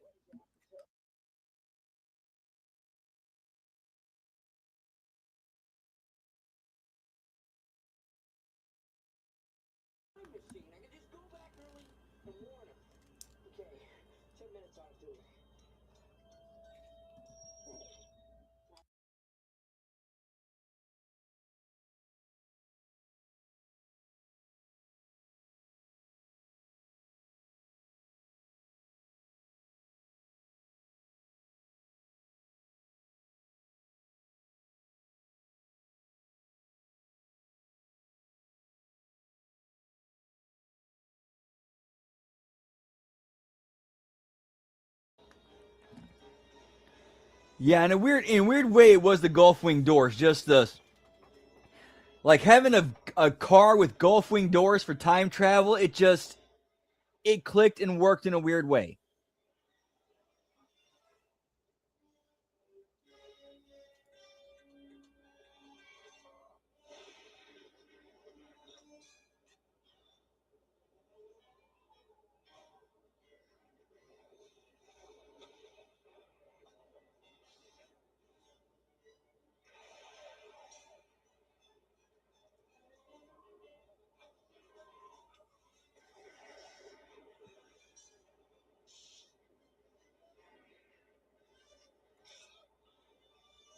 Yeah, and the stainless steel frame, like it looked like something that you could believe could safely travel through time, and would kind of fit the aesthetic as well.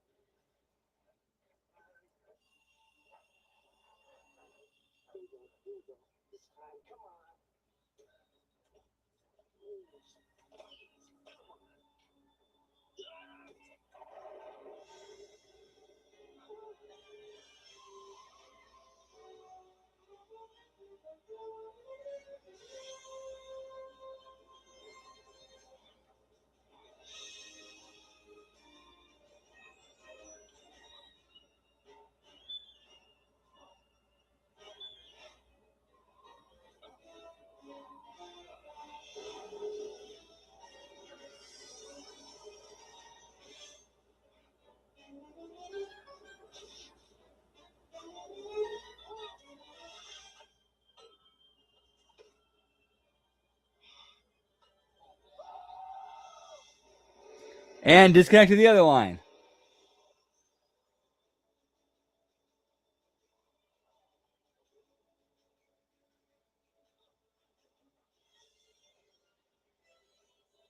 We're going down to the wire, boys. This is how you do writing. This is how you write a climax, pal. This is how you build to a climax and pay it off.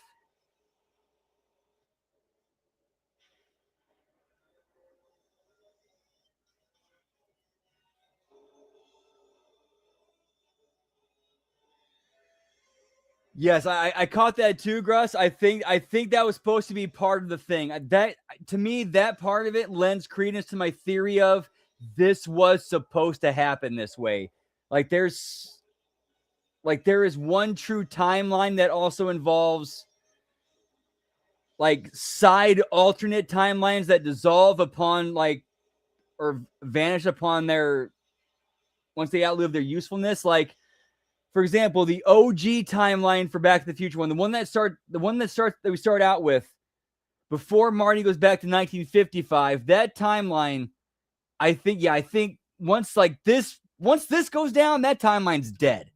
It serves its purpose because it's part of getting to the main real timeline that we see at the end of this movie. I know it sounds crazy.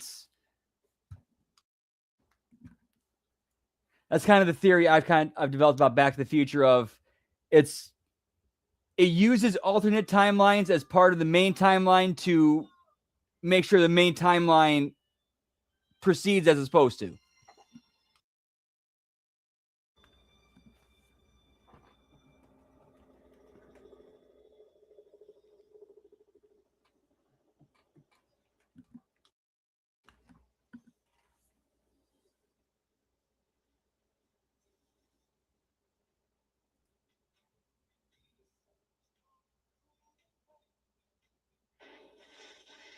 I mean, yeah, give me a time loop. Who knows?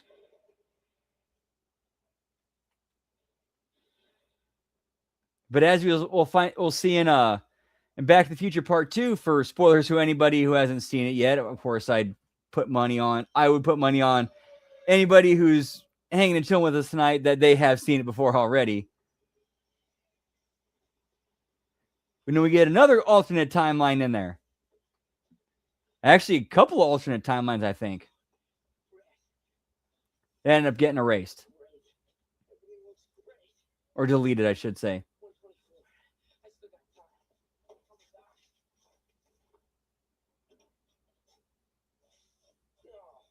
Because they serve their purpose to the main timeline, so once they're done, they close the loop. Goodbye.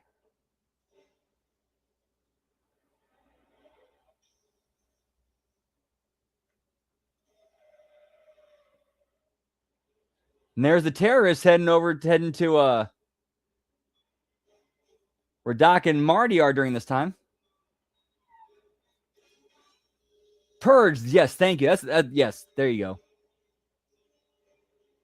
Yeah, once the alternate side timelines serve their purpose, they're to maintain the main timeline. Then they're done. That's my theory with Back to the Future.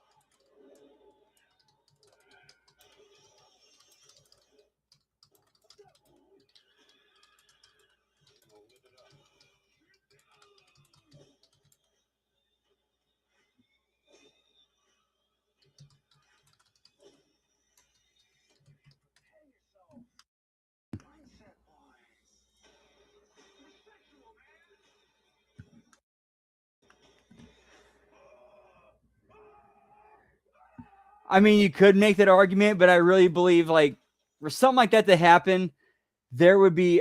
I think there's other powers. Yeah, when it comes to like that sort of thing, I think there's like a higher power kind of conducting. If we're gonna get really deep into that, I would think there's a higher power in control, orchestrating things to make sure that it gets to an intended destination. And if it involves using alternate timelines that get created and destroyed, well, it involves using alternate timelines that get created and destroyed to sustain and maintain the main timeline to get to its intended destination. That's the only thing that would make sense to me. How did you know? I didn't get a chance to tell you.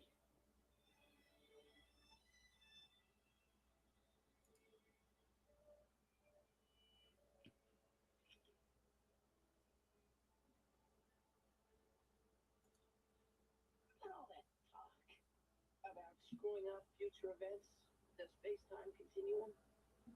Well, I figured. What the hell? Give me Kang the Conqueror, pal. So apparently that whole thing, the whole thing with Doc going apeshit at Marty over, don't tell me the future, don't tell me the future, I don't want to know. Well, he already knew, and it was just an act.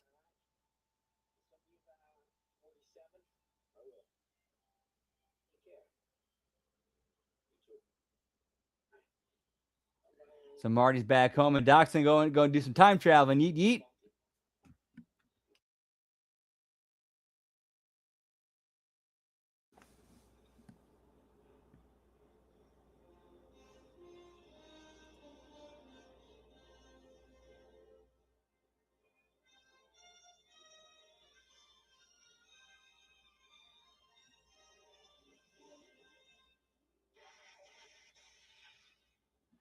I mean, technically, yeah, he did.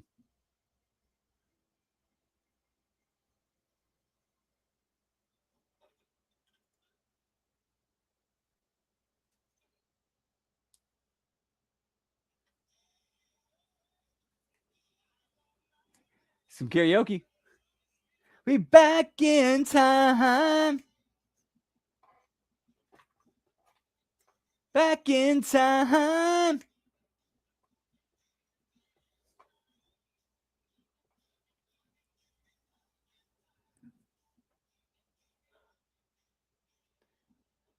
Yeah, this movie's what made me a fan of Huey Lewis in the News, pal. And then when I saw American Psycho 30 years later, it solidified it. Whoop, whoop.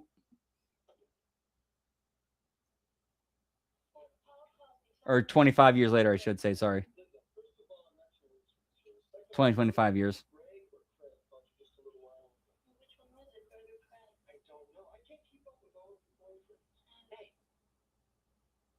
What the hell is this? Did you sleep in your clothes again last night?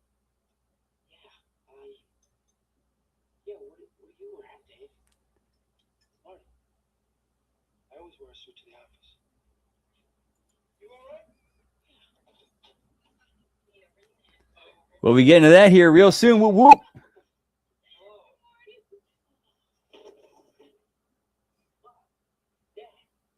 Did you hit your head? You guys are great. Wow, you look so thin. Thank you, Marty. George.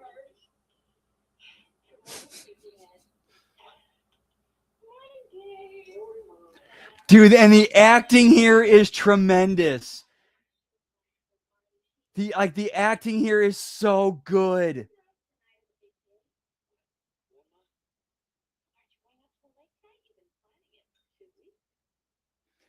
Like that's where character story development means so much, because like this, like if just watching the scene wouldn't really mean much if you'd have not watched the entire movie leading up to this. And now you have Biff out there waxing the McFly's cars with his running his auto detailing business. Whoop, whoop. I'm sorry, Mr. McFly. I meant I was just starting on the second coat. Biff, what a character. Biff ever since high school. Although, it wasn't for him, Yeah, no arguments there. Leah, give me Leah Thompson over. Yeah, Leah Thompson is great over Elizabeth Shue. Whoop, whoop. Like I've always told you, you put your mind to it, you can accomplish anything. Oh, Marty, here's your keys. They're all waxed up, ready for tonight. Keys.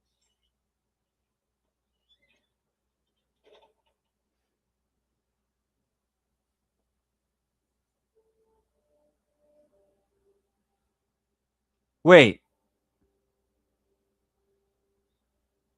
I'm tripping. I fucked it up. My bad. I mixed up the mom with Jennifer. That's my bad. I'm done. I done fucked up. I'm sorry, guys.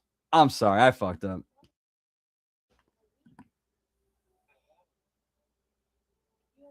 Yeah, OG. Yeah, I like this. Yeah, as much as I like Elizabeth Shue, this OG Jennifer, I like her a little bit more for in that Jennifer role. I don't know how I got that mixed up. I'm sorry. I'll go ahead and blame it on the booze and the weed. Marty,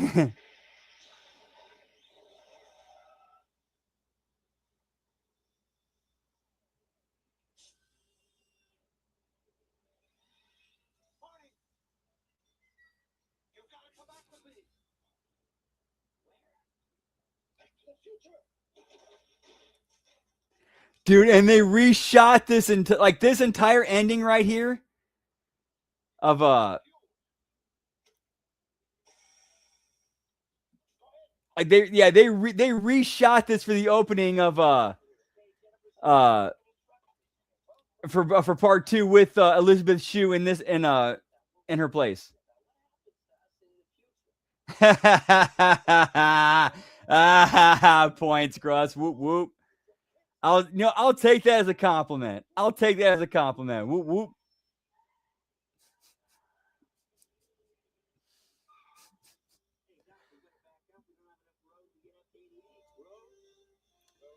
We don't need roads.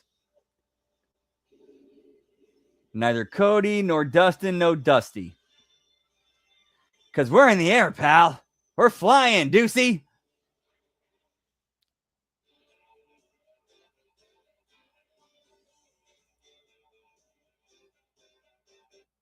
All right, on to part 2. Whoop whoop. On the YouTube. I'm gonna take a few bites out of a little bit of my dinner. Give everybody a chance to get pull up their part 2 so we can watch along. Whoop whoop. Yeah, pal.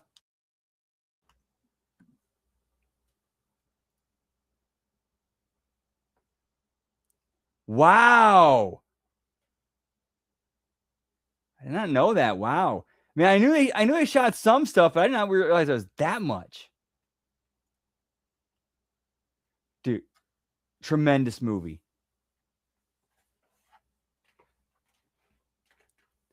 All-time classic.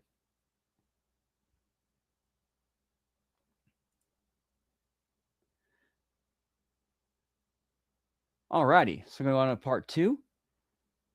A countdown, 3, 2, 1, play. As usual, hit and play on play. And counting down in 3, 2, 1, play.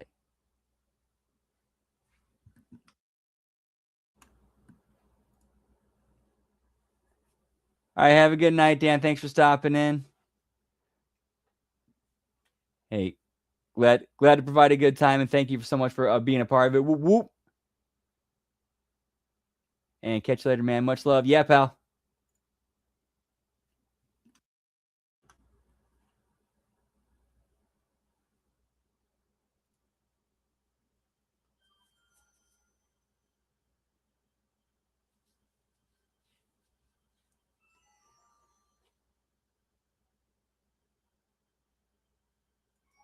Okay, cool.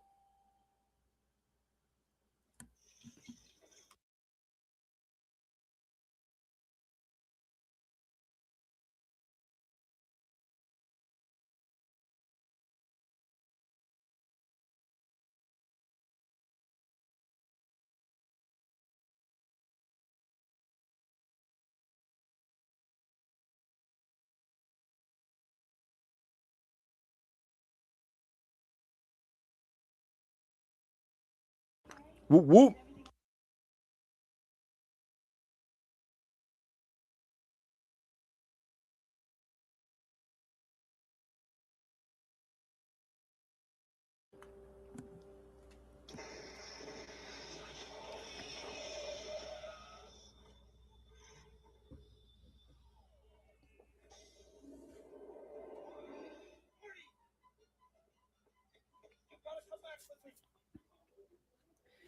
Oh, speaking of Elizabeth Shue, I heard she was pretty good in the movie Leaving Las Vegas.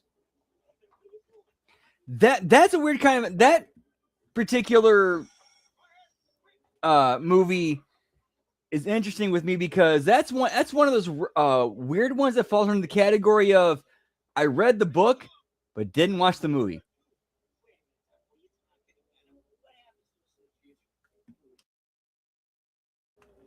Oh, no. You and Jennifer both turn out fine. Your kids, Marty. Something's got to be done about your kids.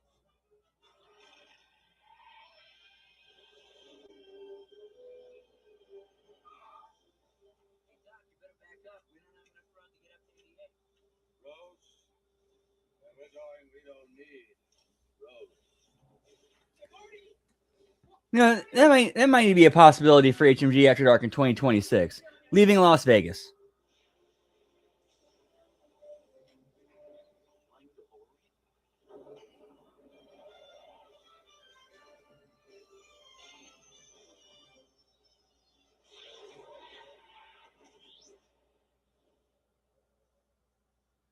What the hell is going on here?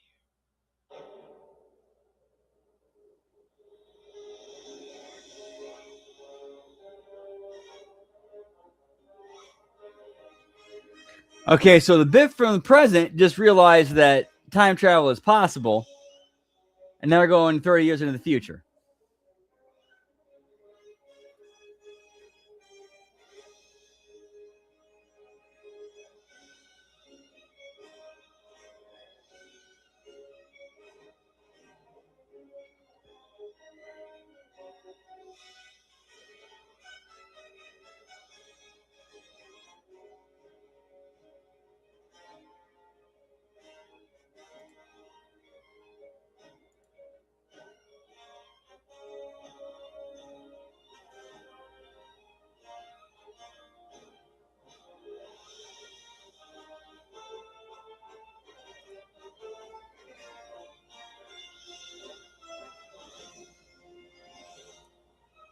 And great soundtrack, too.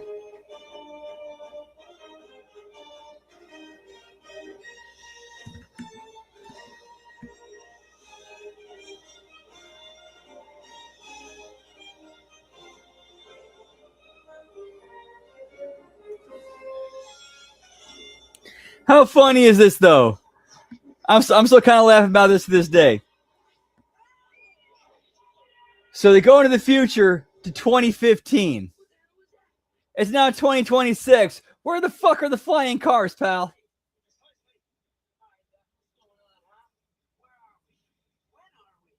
descending toward Hill Valley, California at 4:29 p.m. on Wednesday, October 21st, 2015.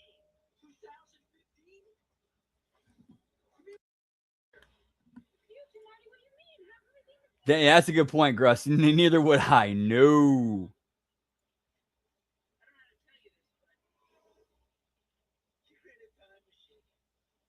And this is the year 2015? October 21st. So like you weren't kidding. Marty, we can actually see our future. So, now you said we were married, right? Yeah. Was it a big wedding? Marty, we're gonna be able to see our wedding. I'm gonna be able to see my wedding dress. God, we really live. I bet it's a big house, lots of kids, and how many kids? Dad, what the hell are you doing? Relax, Marty. It's just a sleep-inducing alpha rhythm generator. She was asking too many questions, and no one should know too much about their future. This way, when she wakes up, she'll think it was all a dream. Then what did you bring her for? I had to do something. She saw a time machine. I couldn't just leave her there without information. Don't worry. She's not essential to my plan. Well, you're the doc, Don. It's all right.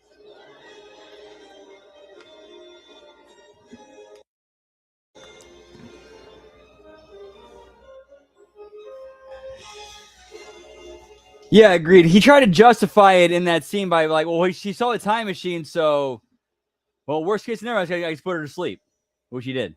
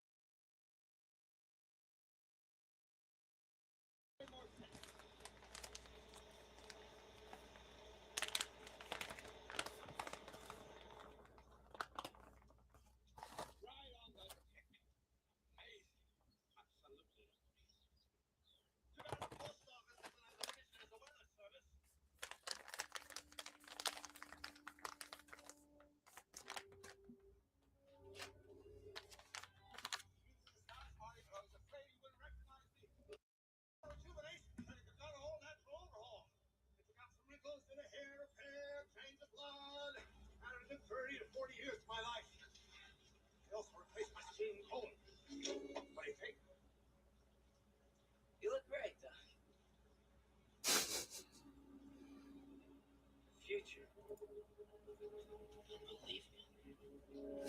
gotta check this out, Doc. Good time, Marty. We're on a tight schedule here. Tell me about my future. I mean, I know. Yeah, that's all he had to do, pal. Rich rock star. Marty, no one's about their own destiny. Right. I am rich, though, right? Marty, please take off your shirt. Put on the jacket and the shoes. Now let me see you accomplish.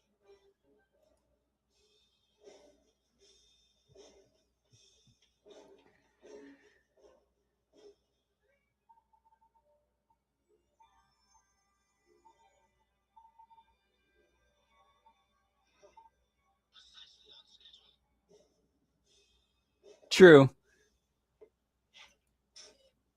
But I don't know, I'm trying to justify it. I can see Doc being like him not seeing that. Like I can see Doc his paranoia overriding that logic.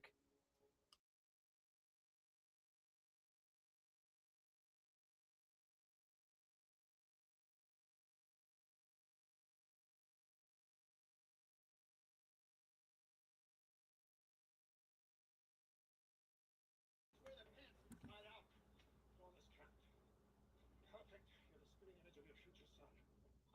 Move Jennifer over here. So what's the deal? Grab her feet. Okay, now what? In exactly 2 minutes, we go around the corner into the Cafe 80s. The 80s. It's one of those nostalgia places, but not done right. Go in and order a Pepsi. Here's a 50. And wait for a guy named Griff. What, Griff? Right. Griff's gonna ask you about tonight. Are you in or out? Tell him you are out. Whatever he says, whatever happens, say no, you're not interested. And leave. Come back here and wait for me. Yep, that too. But then Don't touch anything. Don't do anything. we wouldn't have had embarked Back to the Future Part 2. I don't get it. I thought you said this had something to do with my kids. Look what happens to your son. Gary, what's this lunch? Within 2 hours of his arrest, Martin McFly Jr. was tried, convicted, and sentenced to 15 years in the state penitentiary. Within 2 hours. The justice system works swiftly in the future now that they've abolished all lawyers. Oh, this is heavy. Oh, it gets worse. Next week, his daughter attempts to break him out of jail. She gets sent up for 20 years. My daughter? Wait a minute, I have a daughter? You see, this one event starts a chain reaction that completely destroys your entire family. Hey, Dr. Sting, this is tomorrow's newspaper. Precisely. I already went further ahead into time to see what else happens. I backtracked everything to this one event. That's why we're here today, to prevent this incident from ever happening. I'm late. Wait a minute, where are you going now? Quick to step the real Marty Jr. You're taking his place round the corner to have the 80s. Got any gift? Just say no. Hey, what about Jennifer? We're not just going to leave her here. Don't worry, she'll be safe. We'll just be for a few minutes. Marty, be careful around that grip character. He's got his bionic hip plants. The future. Give me Hill Valley 2015, pal.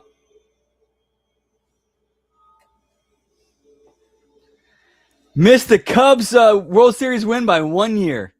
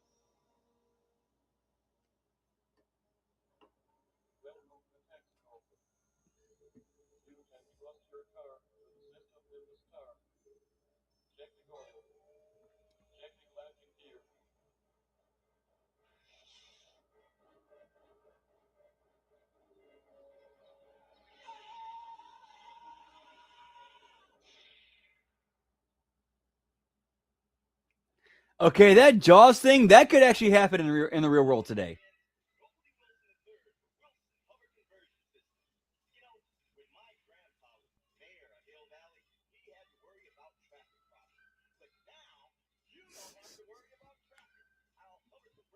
roll car into a skyway flyer. $39,999.95. Come on down and see me, Goldie Wilson III. I'll convert your car into it can fly. Whoop whoop. My grandfather was mayor here.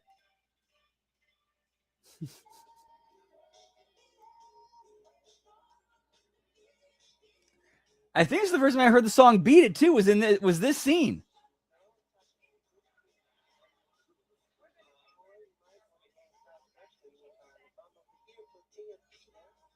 It's got a hot salsa, avocados, cilantro mixed with your choice of beans, chicken, Dude, or pork. AI Michael Jackson as like a virtual server. Is this not predict? Man, look, man, watching this in 2026.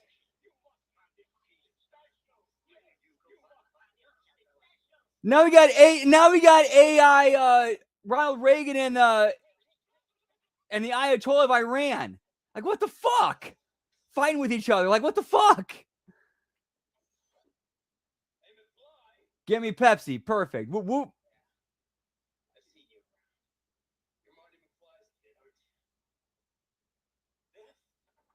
You're Marty Jr. Let's break it. Must be rough being named after a complete butthead. What's that supposed to mean? Hello? Hello? Anybody home? Huh? Think, McFly. Think. Your old man? Mr. Loser? What? That's right.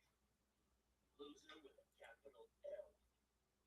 Look, I happen to know George McFly is... No, I'm not talking about George McFly. I'm talking about his kid. Your old man, Marty McFly Sr., the man who took his life and flushed it completely down the toilet. I did? I mean, he did. Hey, Graham! Don't you wax on my car, not just one. Hey, I just put the second coat on last week. Yeah, with your eyes closed. Are you two related? Hello? Hello? Anybody home? What do you think? Griff just told me Grandpa for his help. He's Griff. Graham! What the hell am I paying you for? Hey, kid, No, nice. Whoop whoop. say hello to your grandma for me.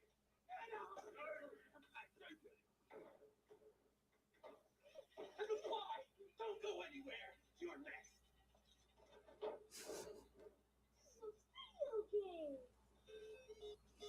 I got it working. My dad taught me about these. Get me Frodo, pal. I'll show you, kid. We'll crack shot at this. Use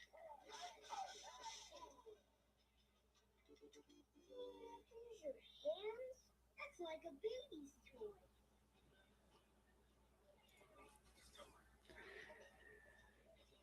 Oh yeah, those hoverboards were sweet, pal. Pepsi, perfect. Damn, Pepsi. Hey, McFly! I thought I told you to stay in here.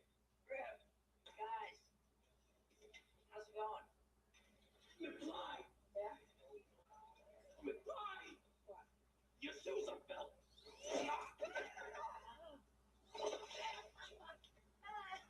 So, McFly, have you made a decision about tonight's opportunity? Yeah, Griff, I was thinking about it. I'm not sure because I just think, it might be a little bit dangerous. What's wrong, McFly? You got no scrope?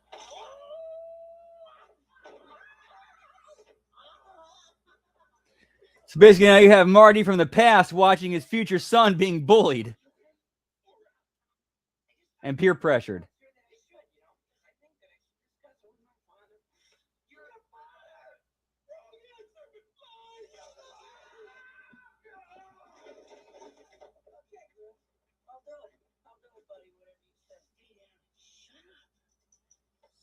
Keep battling, you two.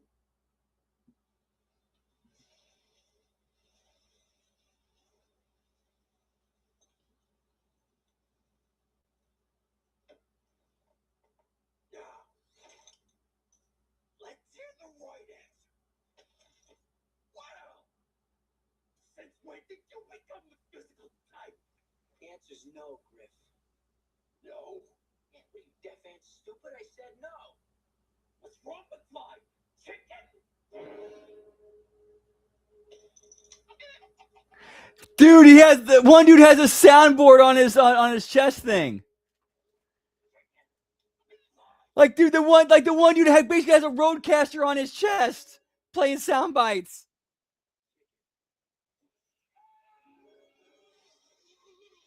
Then we got AI Ronald Reagan, AI Ayatollah, AI Michael Jackson. Man, looking back, not some predictive programming now, I think.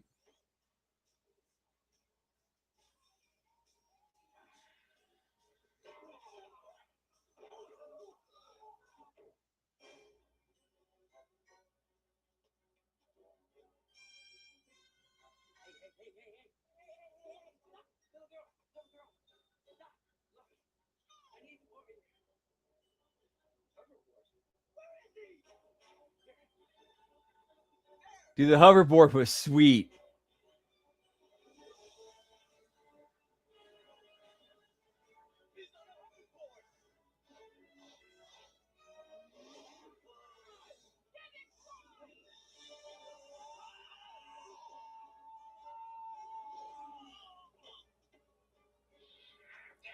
Oh, nice, Gruss. Whoop, whoop.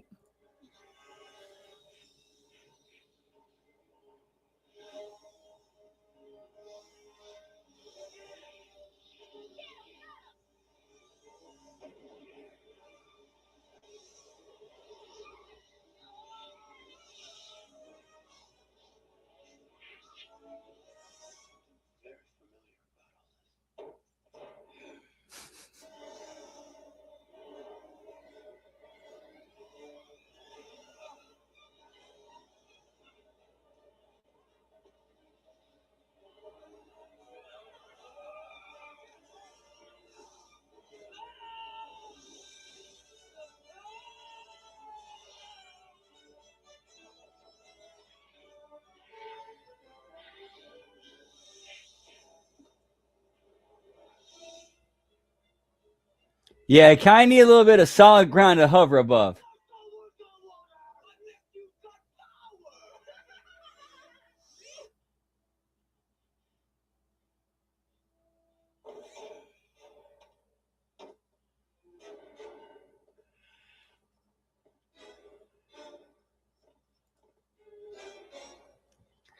Yeah, and early mid 90s too. I remember that. I remember those days.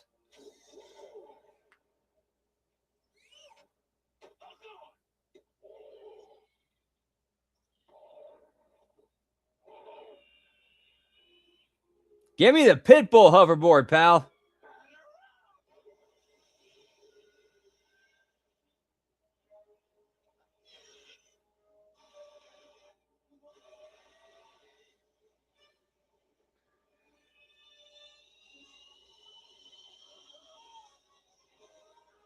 Right.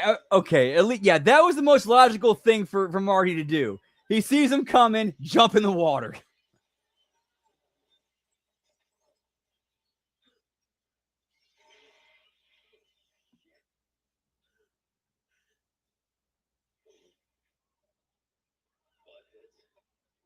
Buttheads.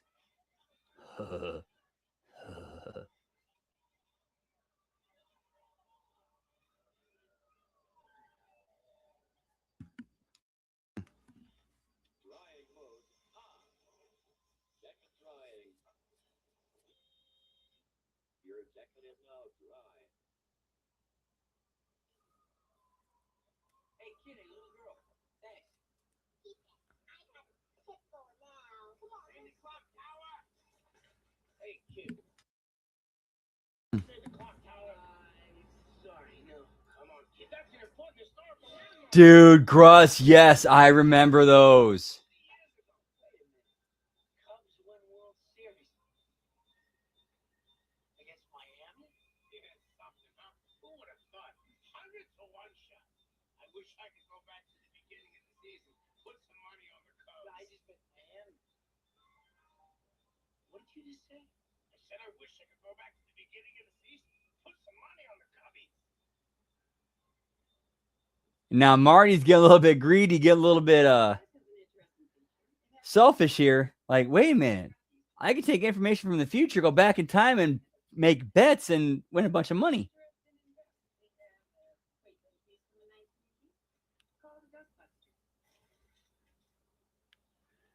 Yeah, give me the Dustbuster, pal. Hey, Doc, what's going on? Stand by, I'll park over there. Yeah, all right.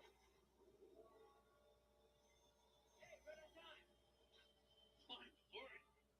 I haven't seen one of those in 30 years. Sorry, excuse me, sorry. I'm walking here. Stop right, Frank, Flores, Cosmo, Conroe. Two of us? Why, that's in a suspended animation kennel. Einstein never knew I was born. Marty, what in the name of Sir Isaac H. Newton happened here? Oh, yeah, Doc, listen, my kid showed up. All hell broke loose. Your kid? Great Scott, the sleeping booster. I was afraid of this. Because I used it on Jennifer, there wasn't enough power left to knock your son out for a full hour. Damn. Doc, look at this. It's changing.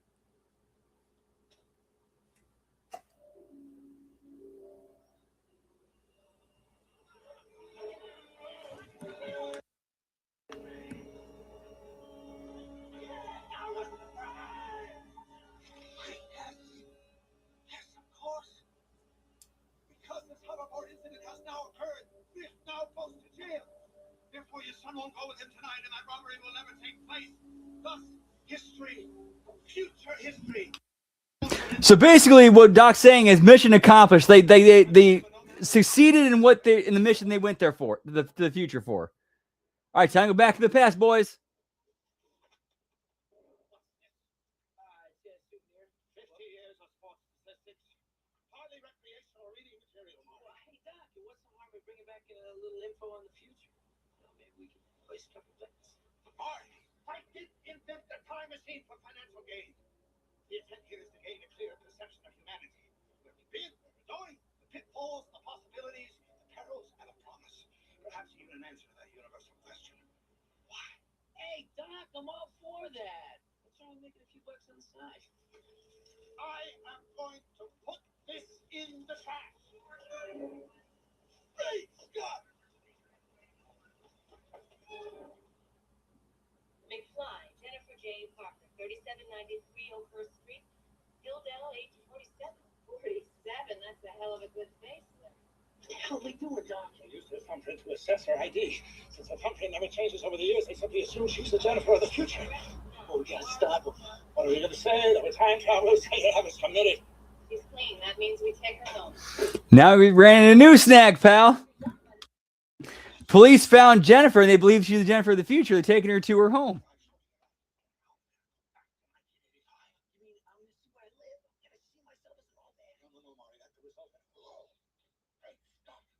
Jennifer could conceivably encounter her future self. The consequences of that could be disastrous. Doc, what do you mean? I foresee two possibilities. One, coming face to face with herself 30 years older would put her into charge. Yeah, but I'm wondering though. I think that's kind of answered in 3. I think they do kind of cover that in 3.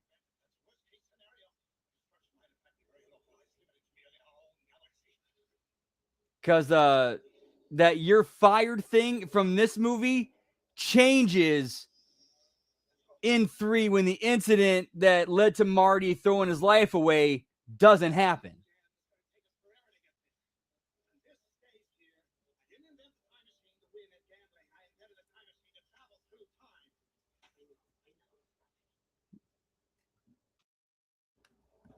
That street race with man, what's his name? I keep forgetting his name. I know it's Flea from Red Hot Chili Peppers, but I keep forgetting his character's name.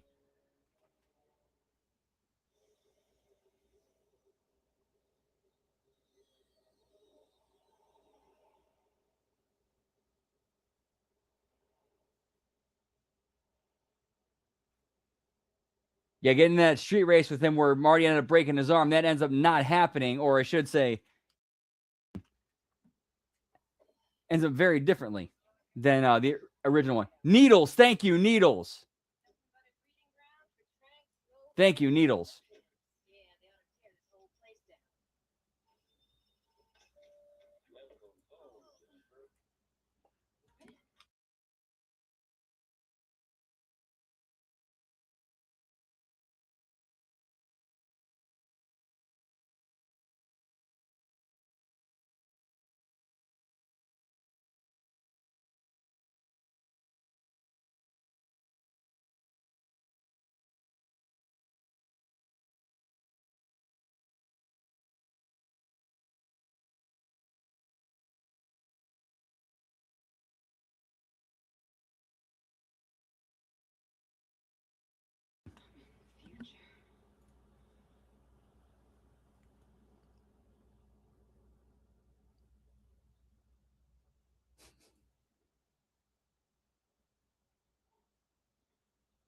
I get married in the chapel. Oh, Mom, is that you? I gotta get out of here.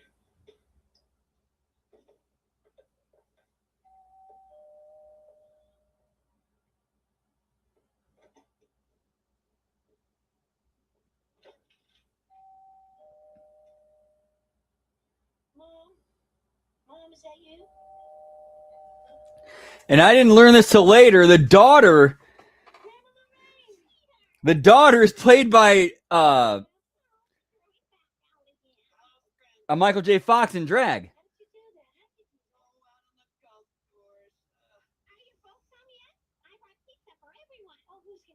Of course, looking at it now, it's like that should have been obvious. I don't know. How did I miss that? Like looking back now, how did I miss that?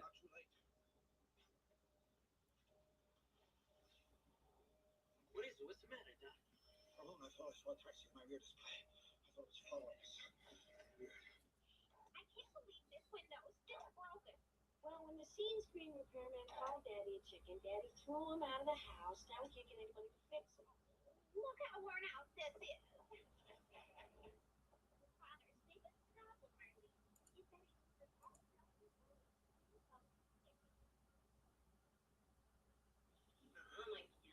Think I'm chicken.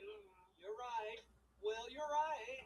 About 30 years ago, your father tried to prove he wasn't chicken, and he ended up in an automobile accident. Oh, you mean with the Rolls Royce?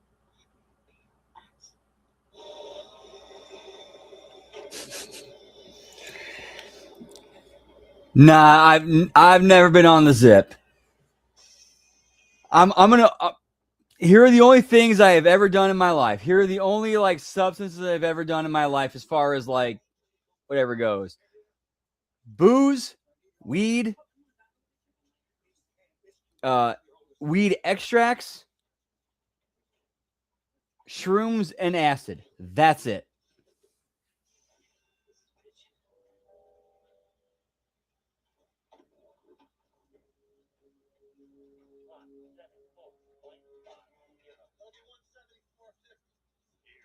Be careful, old timer. There's a rough neighbor right here.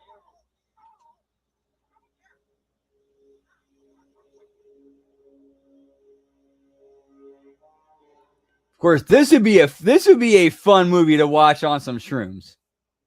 This would be fun to watch on some shrooms.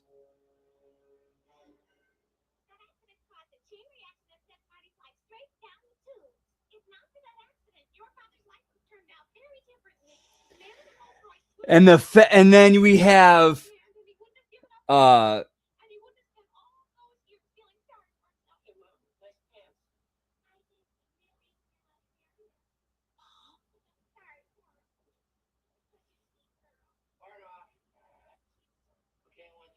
yeah, she does not forget what she sees in the future, and that actually plays very heavily into the ending of part 3.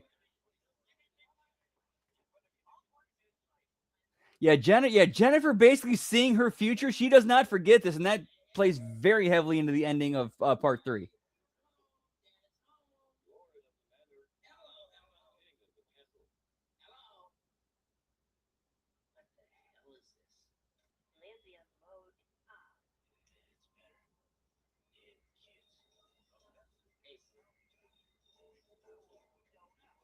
TV for a change.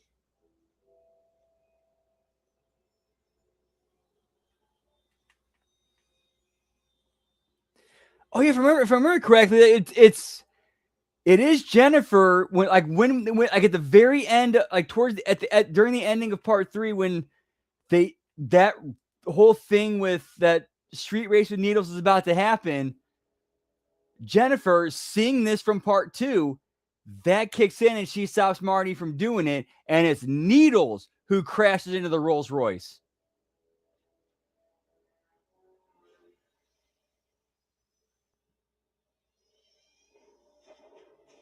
And then it ends with the whole thing with Doc coming back with a refurbished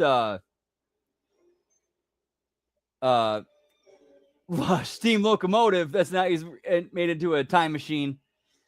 And as they're talking, like that whole the you're fired thing changes to something else. I forgot what it was. And then the doc says, the future's still yours to write. And then him, Clara, and their kids, they ride off into wherever time they're going into.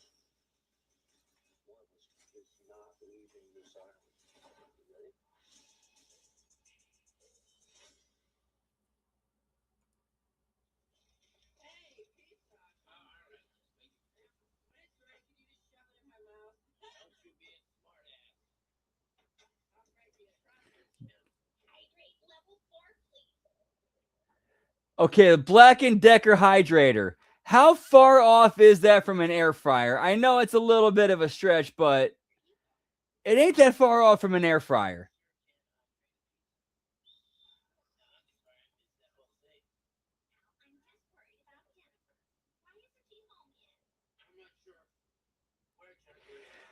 Yeah, but if I remember correctly, I think there's also a lot of Jennifer influence that that was a big part of him making that decision because of what she saw right here.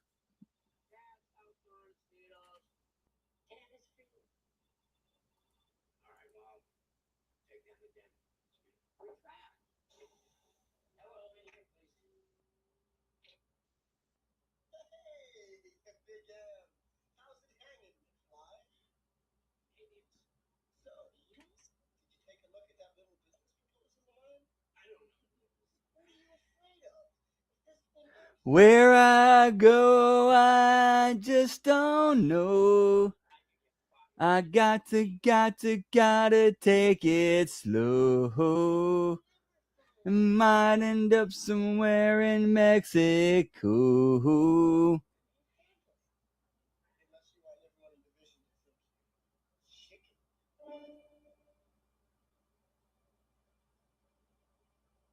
Nobody calls me chicken needles. Nobody. All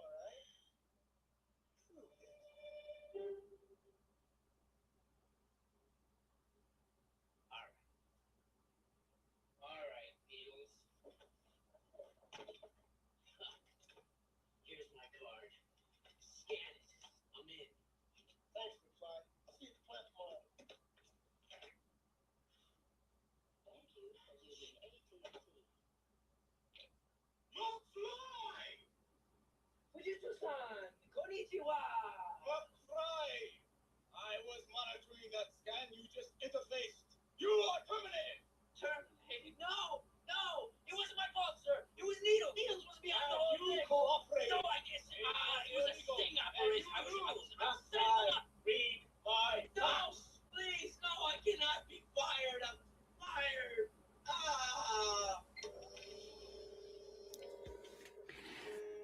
Yeah, I really think the fact that Jennifer from the past witnessed this, yeah, I think that would I think she was the one who stepped in and made sure Marty did not make sure that car crash did not happen for Marty. Yep, that's pretty much Skype. That's pretty much Skype, pal.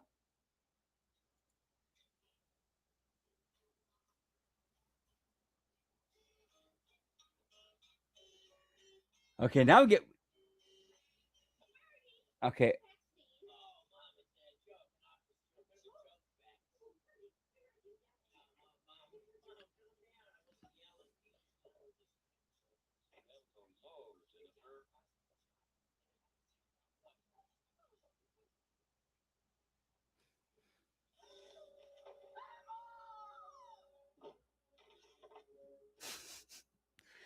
So we had future and past Jennifer meeting each other and seeing each other. They both fainted. With the old Jennifer yelling, "I'm young," and the young Jennifer yelling, "I'm old."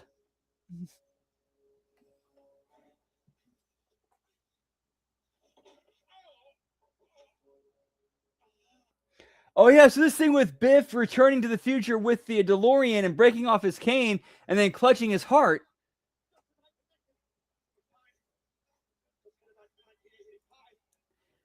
Yeah, they did. Like, the future stuff, they nailed. The only thing is they never really went into what happened with Biff and why he starts clutching his heart as soon as he returns to the future. And it's later explained in a I remember my parents bought for Christmas, they bought us the VHS trilogy of Back to the Future, as well as like a behind the scenes documentary type tape that went with it, and explained how it, from the original thing, it got cut where because of in the future or in the alternate future, because of Biff going back into the past with the almanac in the 90s, Lorraine ends up actually shooting Biff. Yes, I think we might be thinking the same thing. Yeah, they explain that later on in the sometime in the 90s, Lorraine shoots Biff. Like, she gets fed up with him and shoots him and kills him. So that's why when he returns to the past, he starts, clutching his chest because he's dying, because he's supposed to be dead during that point, dead at that point.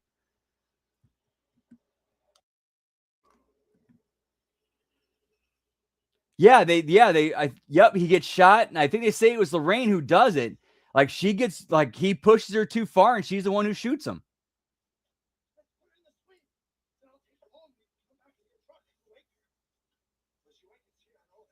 So that's why Biff clutches his chest when he comes to the future, because he's supposed to be dead, so he's basically dying because he's not supposed to be alive at that point in that timeline.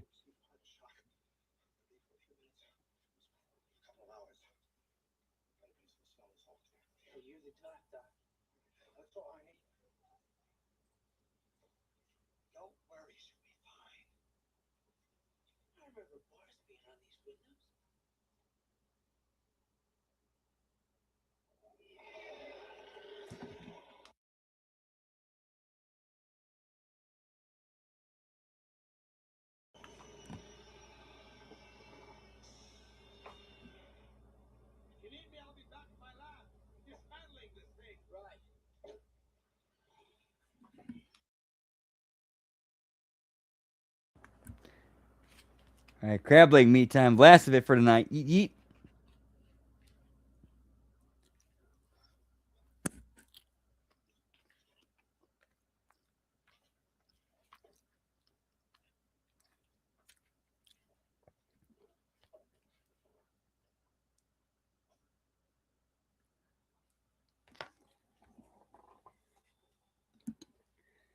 So Marty returning what he thinks is his family's house because of timeline changes. Another family's living here, pal.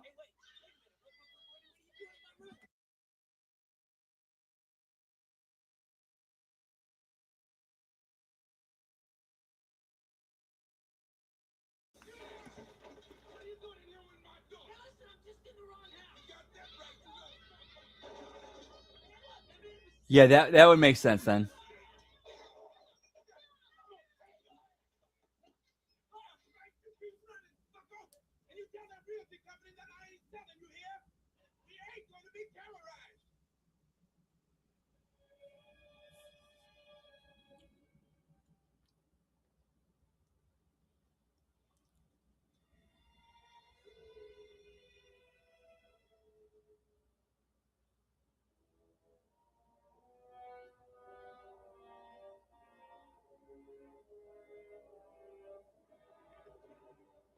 Get me chalk outlines, pal.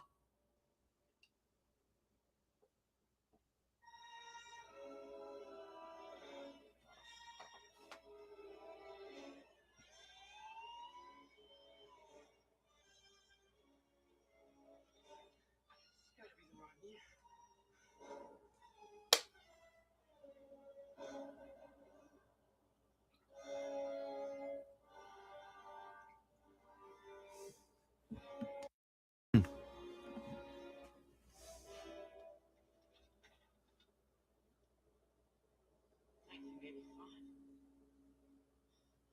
Can't be. Drop it. So you're the son of a bitch who's been stealing my newspapers. Mr. Strickland. Mr. Strickland. It's me, sir. It's Marty. Oh. Marty McFly. Marty McFly. Don't you know Mr. For school, sir? I've never seen you before in my life, but you looked at me like a slacker. Yeah, that's right. That's right. I am a slacker. Don't you remember you gave me detention last week? The school burned down 6 years ago. Now you got exactly 3 seconds to get off my porch with your nuts intact. What? Oh, please, Mr. Strickland. I just want to know what the hell is going on here. Go. Hey, Strickland!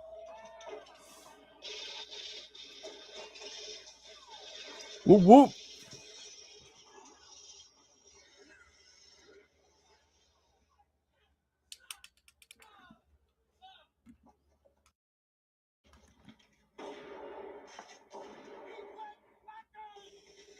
Eat lead, slackers. Yeah, pal.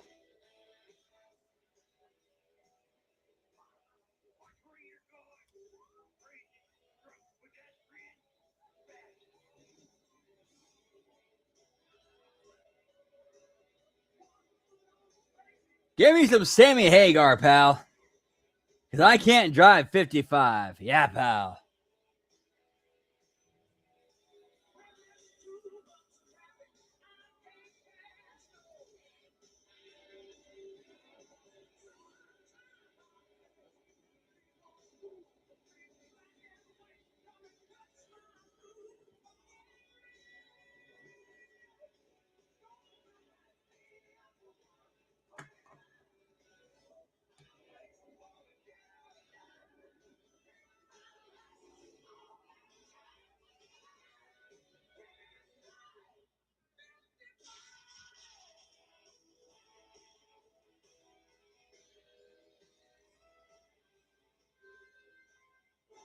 Ladies and gentlemen, welcome to the Biff Tannen Museum, dedicated to Hill Valley's #1 citizen and America's greatest living folk hero, the one and only Biff Tannen. Of course, we've all heard the legend, but who is the man? Give me the legend of Biff Tannen, pal. One of the richest and most powerful men in America. Learn the amazing history of the Tannen family, starting with his great-grandfather, Buford Mad Dog Tannen. Oh, Buford Mad Dog Tannen. We get to meet him in part 3. Yeet yeet. And how a trip to the racetrack on his 21st birthday made him a millionaire overnight.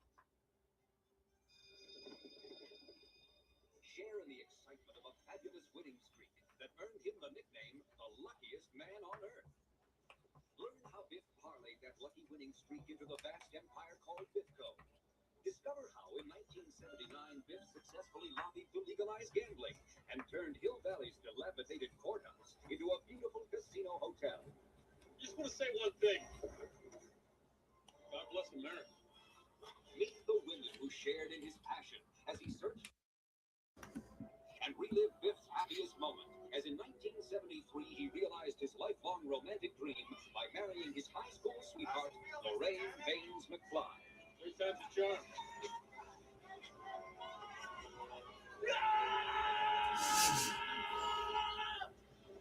Hey, Greg, you coming with us upstairs? There you go, Sonny. We can do this the easy way or the hard way. The easy way.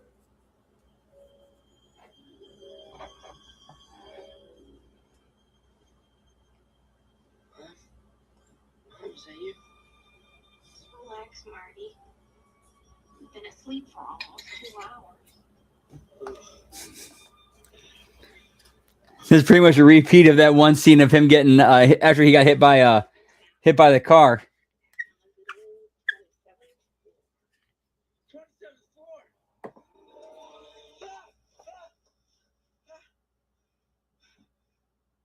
Mom? Mom, it can't be you. Yes, it's me, Marty. Are you all right? I'm fine. It's just that you're so big. Everything's gonna be fine, Marty. Are you hungry? I can call room service. Room service? All right! Oh my God, it's your father. My father? You're supposed to be in Switzerland, you little son of a bitch. My father? Did you get kicked out of another boarding school? Damn it, Lorraine, do you know how much perfectly good dough I've blown on this no good kid of yours, huh? All three of them? What the hell do you care? We can afford it. The least you're gonna do with all that money is provide a better life for our children. Oh, hold on 1 second. Let's get this straight. Marty, it's your kid, not mine. And all the money in the world wouldn't do jack shit for that basic fun. Stop it, Biff. Just stop it. Look, he's a butthead just like his old man was. Don't you dare speak that way about George. You're not even half the man he was. You son of a bitch!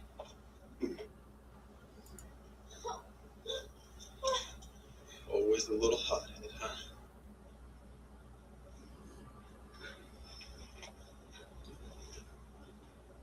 You want to take a poke at me? Damn it, Biff. That's it. I'm leaving. Oh, so go ahead. But think about this, Lorraine. Who's going to pay for all your clothes, huh? And your jewelry? And your liquor? Who's going to pay for your cosmetic surgery, Lorraine? You were the one who wanted me to get these things. If you want them back, you're gonna have them. Look, Lorraine. You walk out that door, and I won't only cut off you, I'll cut off your kids. You wouldn't. First, your daughter Linda. I'll cancel all her credit cards. You can settle the debts with the bank all by yourself. Your idiot son Dave, I'll get his probation revoked. And that's for Marty.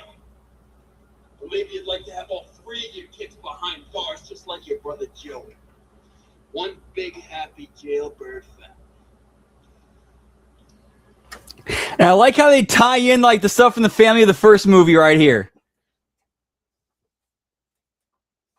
As for you, I'll be back up here in an hour, so you better not be.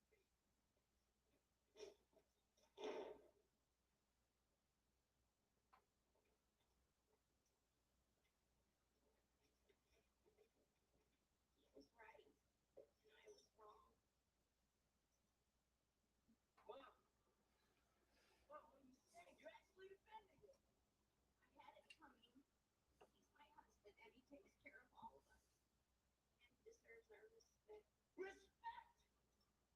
Your husband! How can he be your husband? How can you leave Dad for him?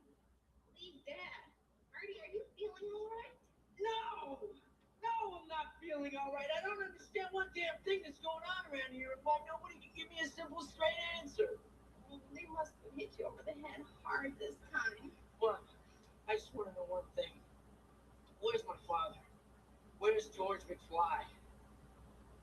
Marty, George, your father is in the same place he's been for the past 12 years.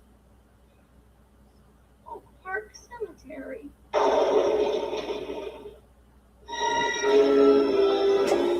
So which means he was died in 1973. In this new timeline. Whoop whoop.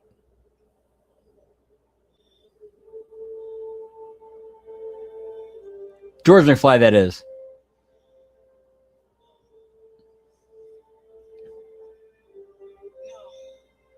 This can't be happening. Yeah, March 15, 1973. 1973. No! Oh, please, God, no! No, please, God. Please, God, no, this can't be happening. This can't be. Just short of 45, pal. This can't be. I'm afraid it is happening, Marty, all of it. Doc, when I learned about your father, I figured you'd come here. Then you know what happened to him? You know what happened? March 15th, 1973. Yes, Marty, I know. I went to the public library to try to make sense out of all the madness. The place was boarded up. No, that'd be 35 years. Sorry, my math is off. Yeah, 38, 73, that's 35 years. It's my bad. I apologize.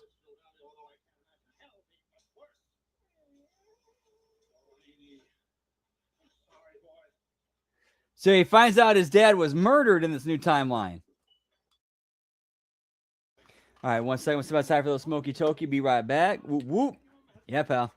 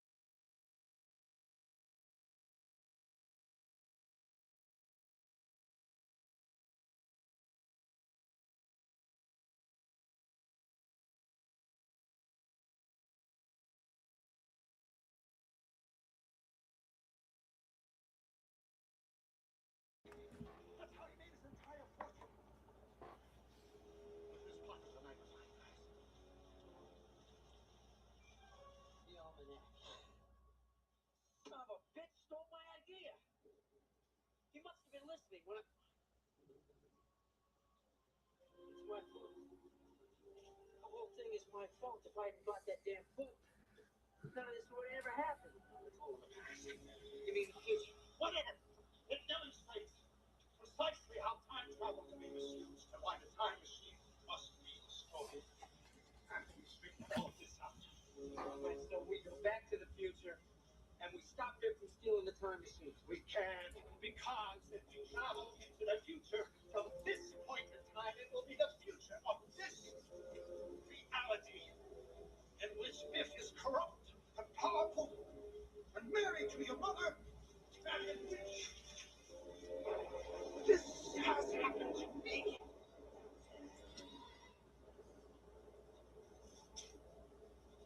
No, our only chance to repair the present is in the past. I like that little touch there, where like Doc went a little bit into the a little bit into the future from 1985, not quite into 2015, but in between 1985 and 2015, but into the future from 1985, and seeing what happens to him and knowing like, okay, we gotta get this shit fixed.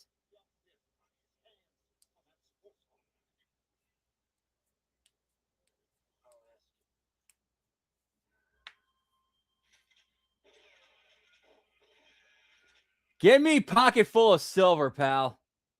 Clint Eastwood. Whoop whoop.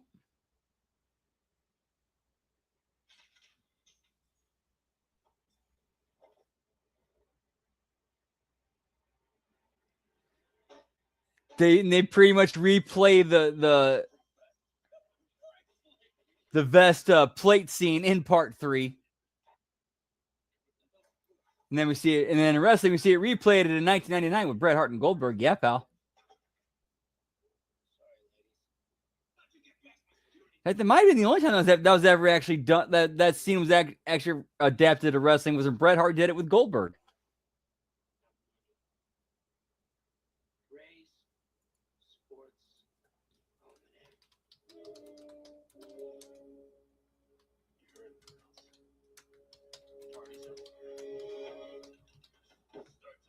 What else do you know about that book?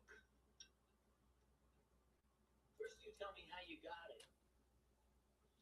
How, where, when. All right. Take a seat. Sit down. Oh, fistful of dollars. Okay, I got it wrong. My bad. Fistful of dollars. That was the date I went back.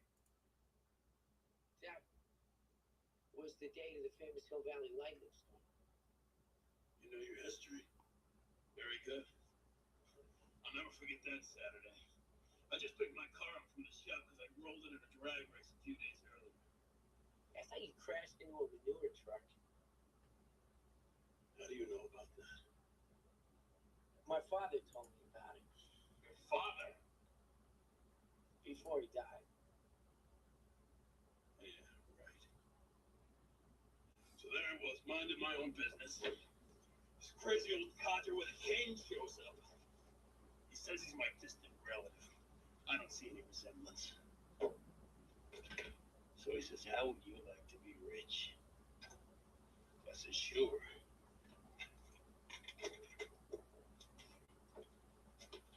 So he lays this book on me.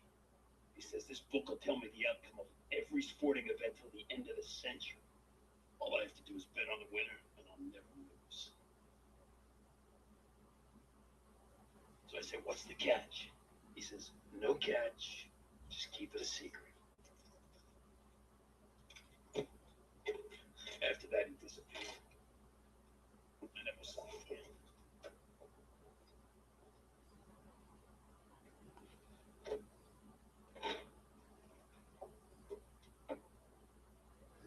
Okay, the matchbook that comes a thing later on. Whoop, whoop. In part 3. So now we got the AMC advertising. Oh, yeah, tie in a shout out to Impact. Whoop, whoop.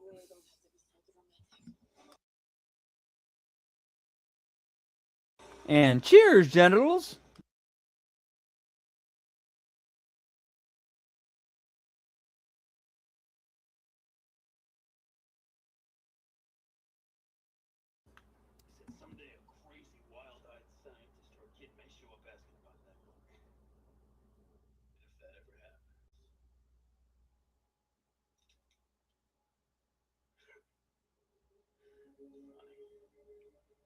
never thought it would be you. You will Biff, you're forgetting one thing. What the hell is that?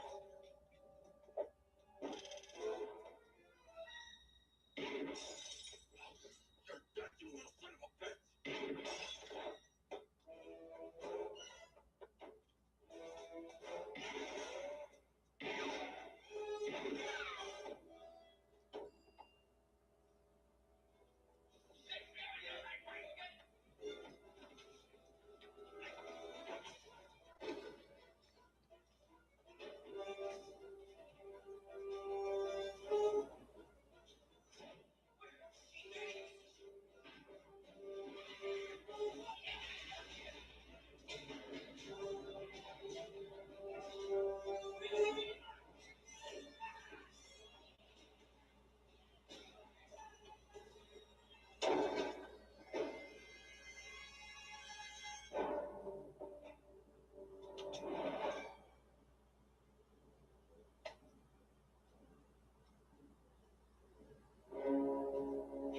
Go ahead, kid.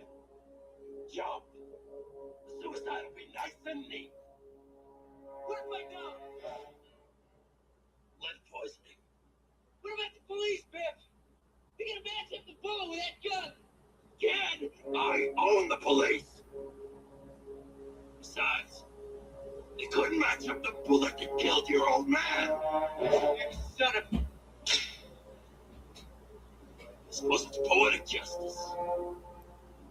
Two lies with the same gun. So we got Biff here admitting, and then this timeline, he murdered Marty's father.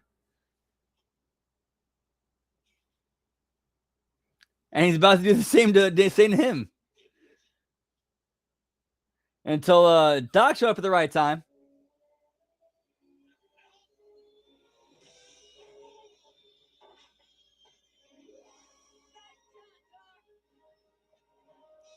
Now they have all the information where they need to intercept the delivery of future Biff, giving past Biff the almanac. Whoop, whoop. That's right, Doctor. Unbelievable that old Biff could have chosen that particular date. It could mean at that point in time inherently contained some sort of cosmic significance, almost as if it were the temporal junction point of the entire space-time continuum. On the other hand, it would just be an amazing coincidence. Damn, gotta fix that thing. All right, time circuit's on. What do you mean time circuit's on? Doc, we're not going back now. Yep. Doc, what about Jackson? What about Einstein? We can't just leave them here. Don't worry, Marty. Assuming we succeed in our mission, this alternate 1985 will be changed back into the real 1985, instantaneously transforming around Jennifer and Heidi. Jennifer and Heidi will be fine. They will have absolutely no memory of this horrible place. Doc, what if we don't succeed? We must succeed. Dude, I love that exchange right there. Doc, what if you don't succeed? And Doc's like, we must. Like, we got no choice, man. Oh, this is heavy, Doc. I mean, it's like I was just here yesterday. Where are you yesterday, Marty? You were. Amazing, isn't it? All right. Sunrise should be in about 22 minutes. Oh yeah, even though this it came out years later after part one. Continuity wise, this takes place the day after part one.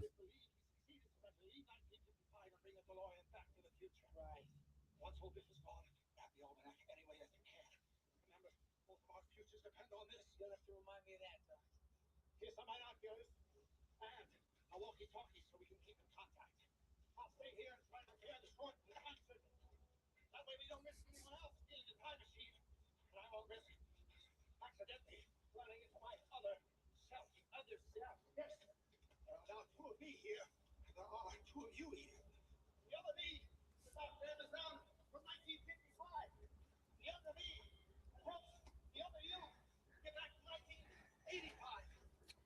This is where Christopher this is one of Christopher this is one of Christopher Lloyd's best performances, easily. Dr. Emmett Brown. Have to be prepared for all monetary possibilities. Get yourself some 50s clothes. Get that. The fact that knowing he has a like carrying a briefcase full of currency from different years with time travel, like, bro, come on. Whoop, whoop.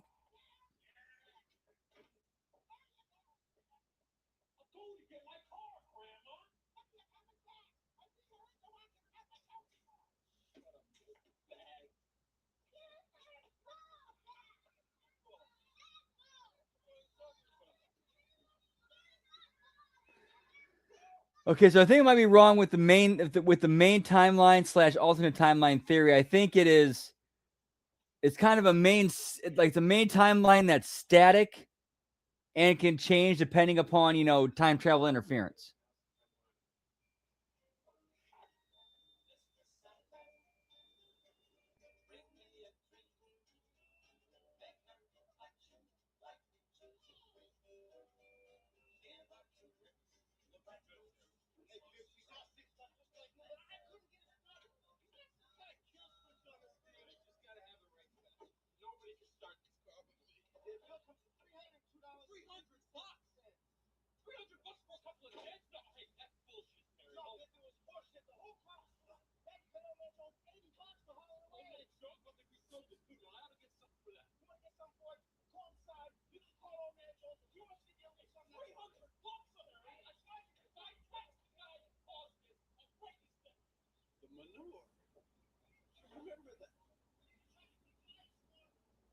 The manure. I remember that.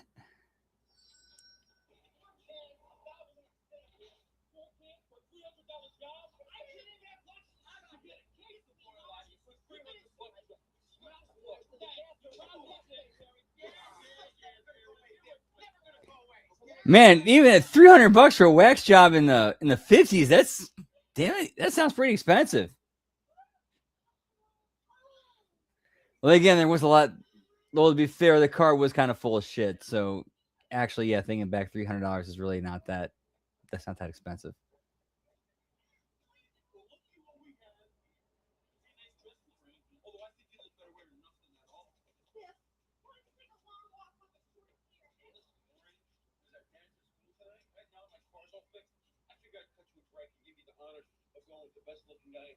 Yeah, well, I'm busy. Yeah, doing what? Washing my hair. That's about putting some screen door on a battleship. Screen door on a submarine. Screen door in a bath. Somebody already asked me to the dance.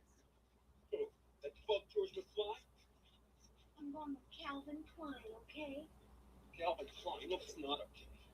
You're going with me, understand? Get your cookies off of me! When are you going to get it through your thick skull, Lorraine? You're my girl. Dad, I wouldn't be your girl even if you had $1 million. Yes, you will! It's you and me, Lorraine! It's meant to be! I'm gonna marry you someday, Lorraine! Someday you'll be my wife!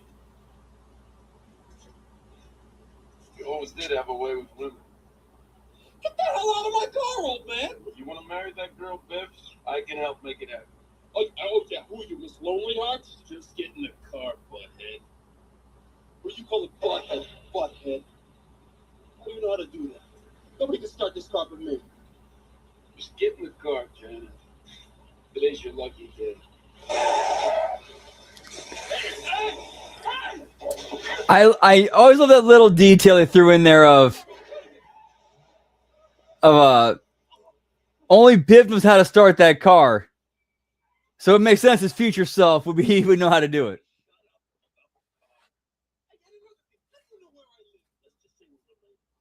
It has to say we're related.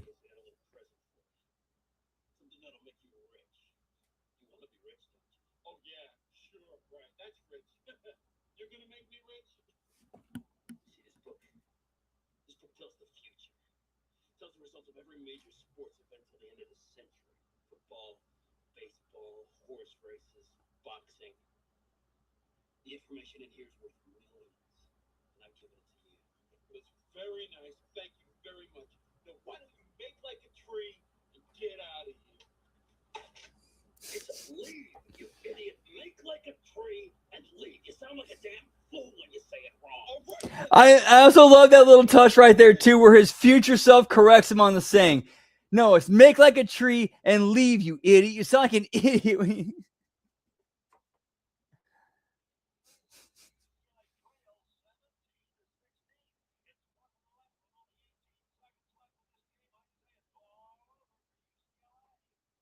Bet you $1,000,000 UCLA wins at 19-17. Wait, deaf old man, he just said it was over. You lost. Oh yeah. Here comes Decker with a kick. It's up. It looks good. Oh, it looks very good. Field goal. UCLA wins 19-17. Listen to the Coliseum crowd go wild. Jim Decker, senior All head right, Buck, what's the gag? How did you know what the score was going to be? I told you it's in this book. All you gotta do is bet on the winner and you'll never lose.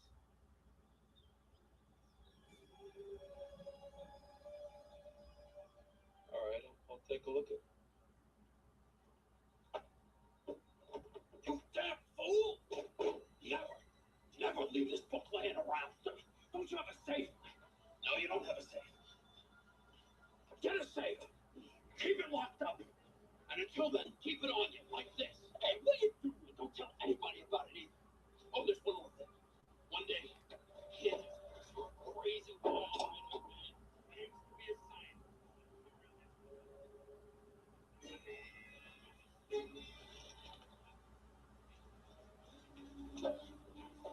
All right, stage is set for the finale. Whoop whoop.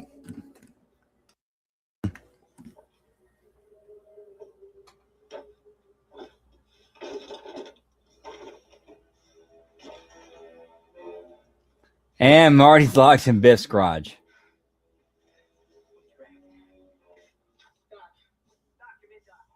what's your report? Biff's gone. He's got to book the old man's gun, too.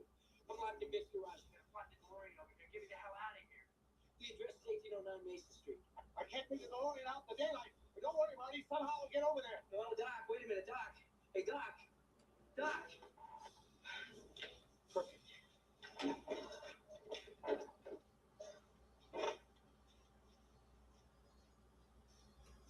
I told you, Graham.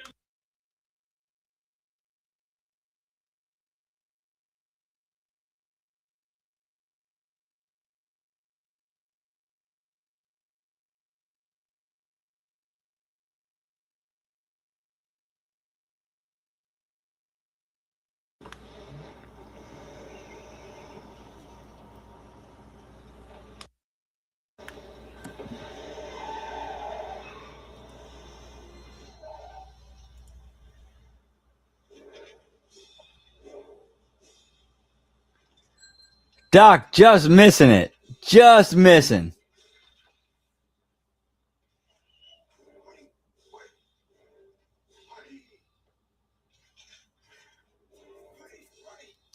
So Marty's in the back of Biff's car on his way to the Entertainment Under the Sea dance. Yes, that same one from the first one, but because of the timeline alterations and what they've done in the first one, his past self from the first movie is also in here. And for anyone who has never seen this before, that becomes a major plot point coming up. They do address it, and they add some pretty big stakes to it too, which I got to give them credit for. Like, they actually acknowledge and address something like that and make it a major plot point.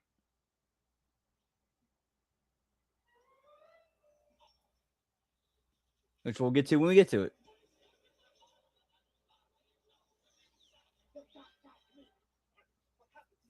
I went to Biff's house and you weren't there. You must have just missed me. I'm in the back of Biff's car. He's on his way to the Entertainment Under the Sea dance. Marty, listen, we may have to abort this entire plan. It's getting much too dangerous. Don't worry, the book is on Biff's dashboard. I'll grab it as soon as we get to the school. Marty, you must be extremely careful not to run into your other self. My other self? Yes. Remember, your mother is at that exact same dance with you. Yeah. Right. So Doc's explaining that to him, and as he's explaining that to him, himself from the past is setting up everything for the clock tower. And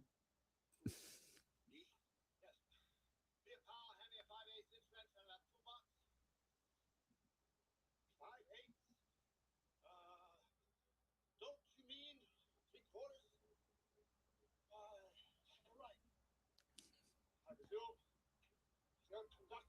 sort of weather experiment. That's right. How did you know that? Oh, I happen to have had a little experience in this area. Yes. Well, I'm hoping to see some lightning tonight, although the weather has Although how they don't how the past Doc doesn't recognize, like, wait a minute, this dude's like me. What's going on here?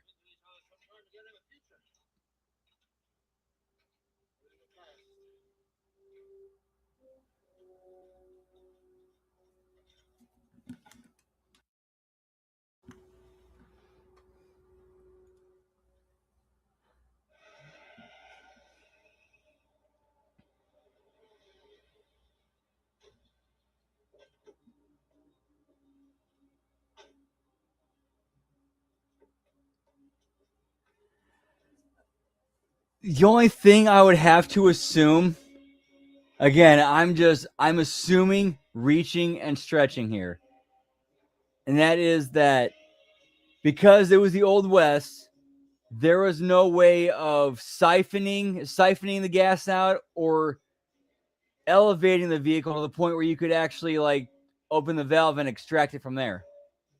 Like actually open the valve from the gas tank from there and extract it, and just let it just drop into a container, which then you could transfer it into the other DeLorean. That's the only thing I can. Those are the only two things I could think of.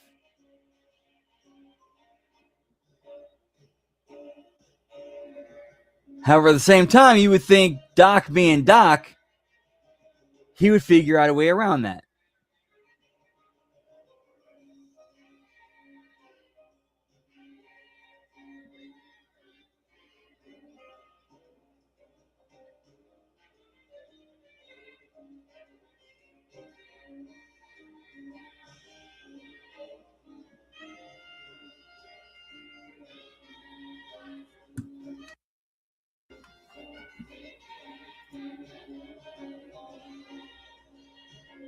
Right, exactly.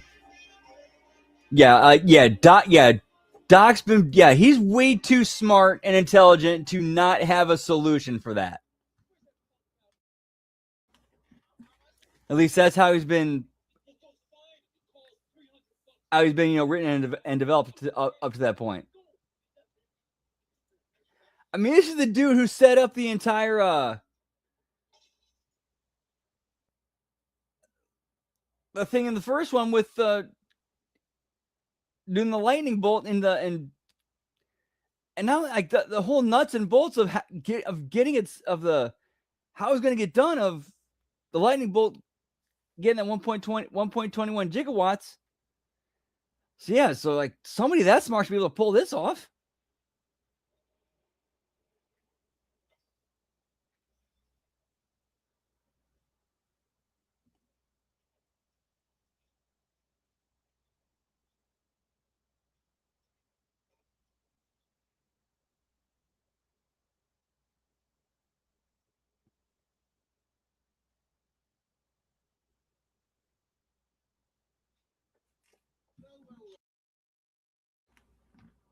Oh, nice to see you here. Why, Mr. Strickland, it's nice to see you. Is that liquor I smell, Tanner? I wouldn't know. I don't know what liquor smells like because I'm too young to drink it. That is true. What have we here? Sports statistics, interesting subjects. Homework, Tanner? No, it ain't homework because I ain't at home. You've got a real attitude problem. You know that, Tanner? Just watch it. Because one day I'll have you right where I want you in detention. Slacker!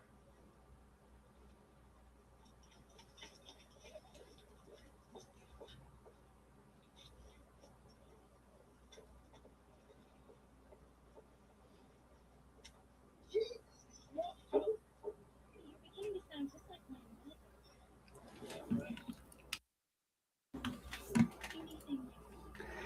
Oh yeah, slight spoiler for part 3. That anybody who hasn't seen it, the principal is actually represented in, or I should say, his ancestor is a character in part 3,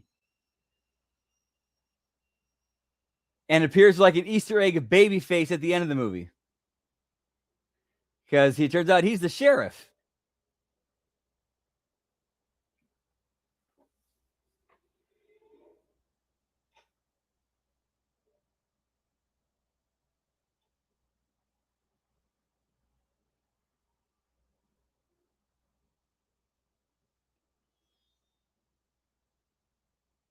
Yep, old principal's ancestor is the sheriff of Old West Hill Valley. Whoop, whoop.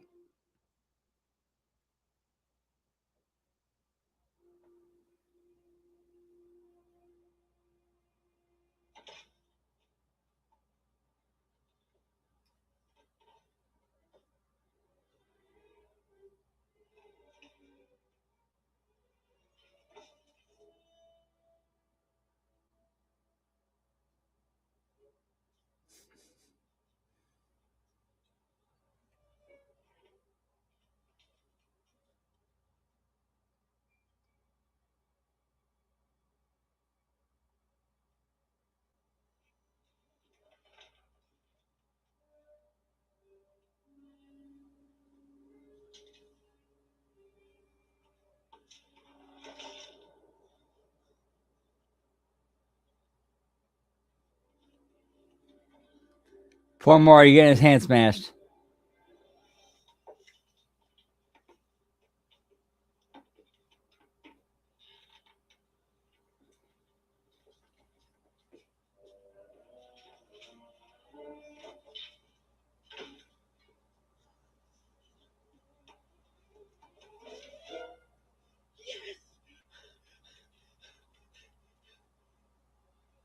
No. Ooh la la. Ooh la la. Ooh la la. All right, so apparently Biff played the smart long game.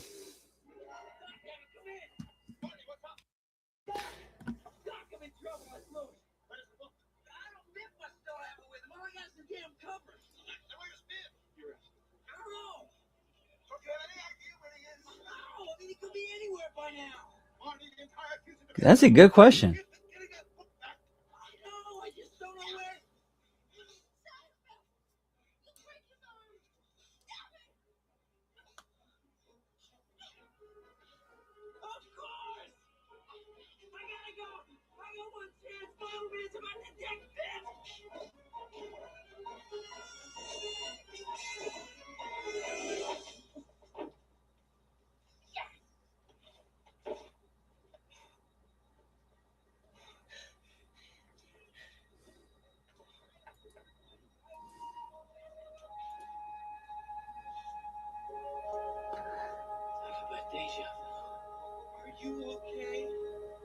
Yeah, that's where his ego got the best of him.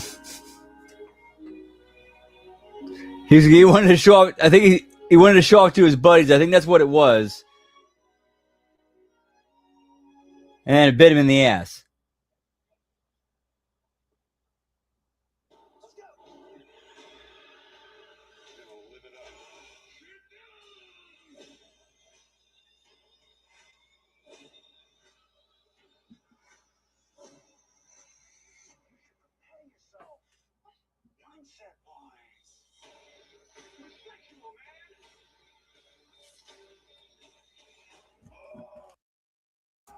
Get me Nicolas Cage, pal. Yeah. Whoop, whoop. Okay,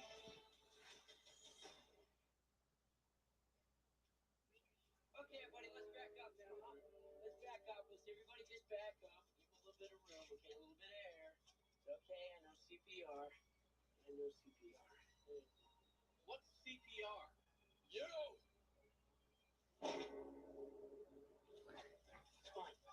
You knocked the fuck out, man.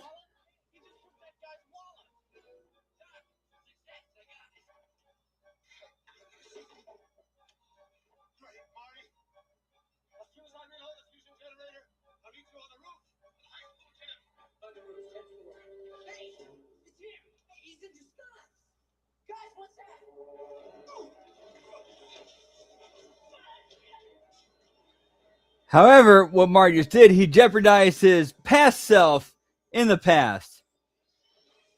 Yeah, give me some weird ass time travel Inception, pal.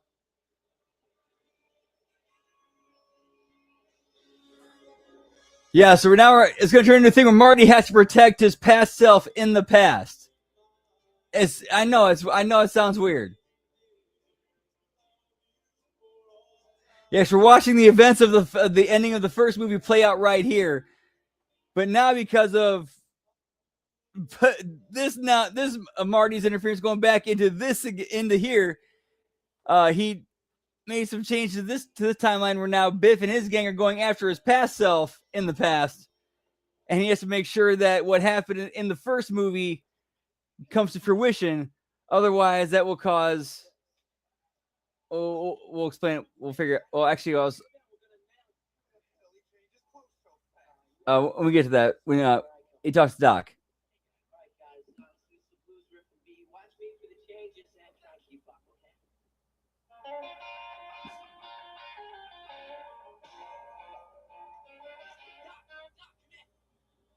Come in, listen. This guy's chasing me to the gym and they're gonna jump me and get out of there. No, Doc, not me. The other me, the one that's up on stage playing Johnny Be Good.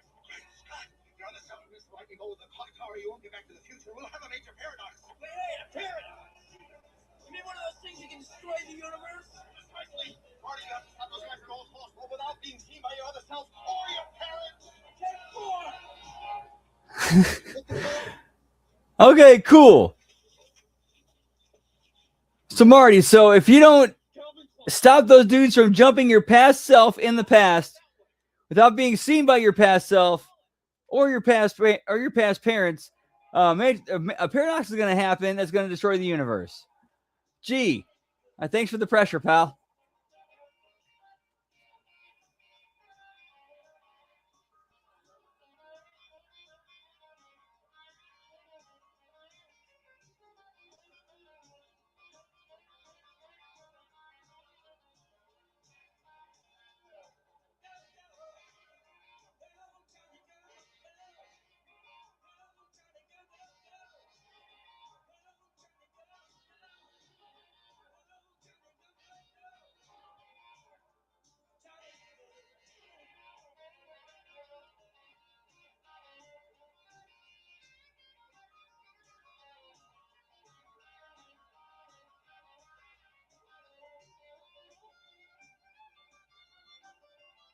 I love how they had a little cutaway with one of the dudes from the band going to call his that Marvin Berry going to call his cousin Chuck.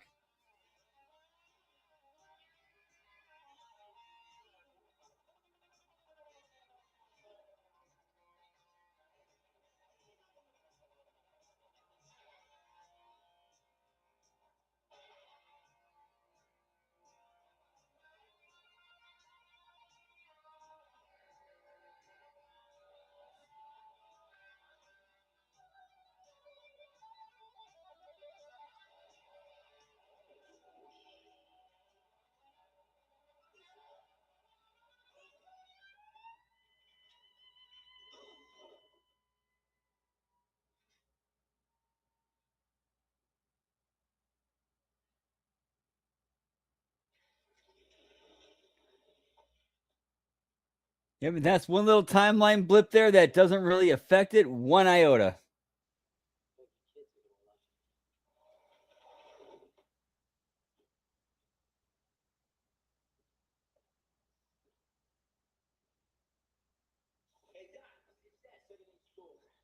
The only thing that would change is like main Marty would like just he'd have his own little memory up to. He'd be like, "Oh my man, I remember that happening."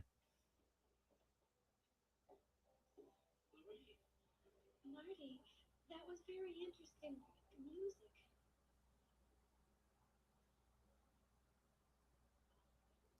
Remember walking past those dudes with those sandbags on their heads.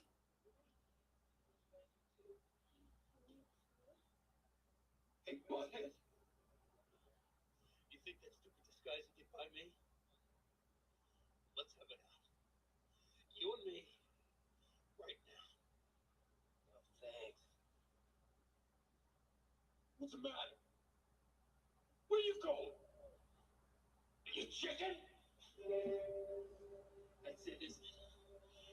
but a little chicken. Or as in the mainstream WWE wrestling, you're a jackass.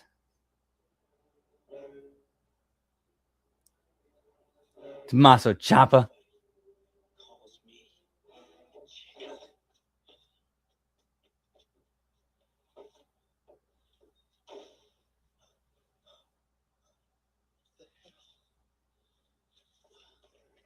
Steal my stuff. And this one's for my car.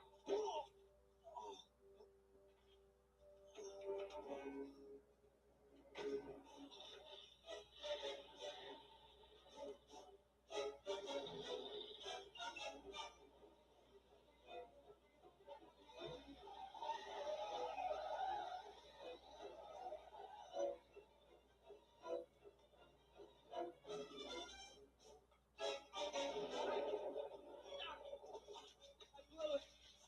Chris nailed me. Took the book and drove away with it in his car. It's my fault, Doc. I should have got out of that suit. None of that now. Where do you go? East towards the River Road Tunnel. Get in!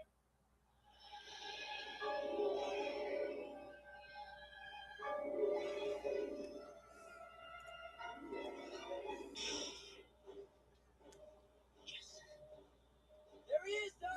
Yeah, give me Gunther, pal.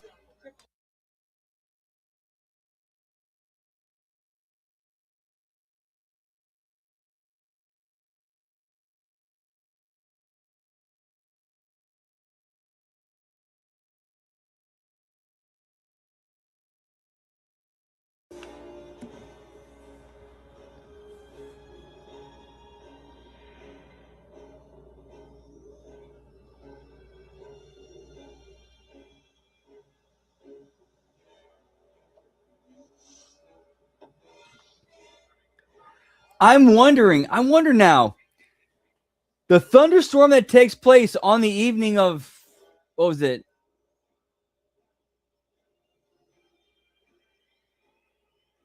Whatever date it was on this, in the past. Because that thunderstorm is pretty much a huge part of the events of parts 1 and 2 and the trigger for part 3. More on that when we get to the ending.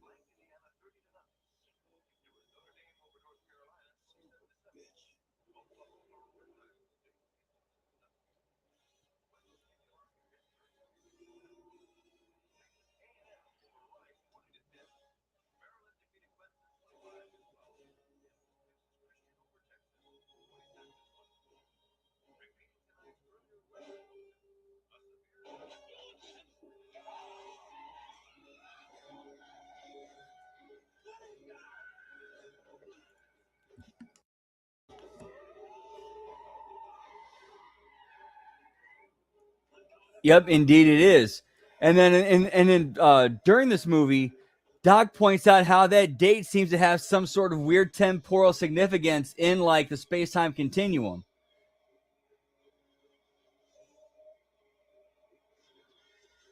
Or at least that like time period.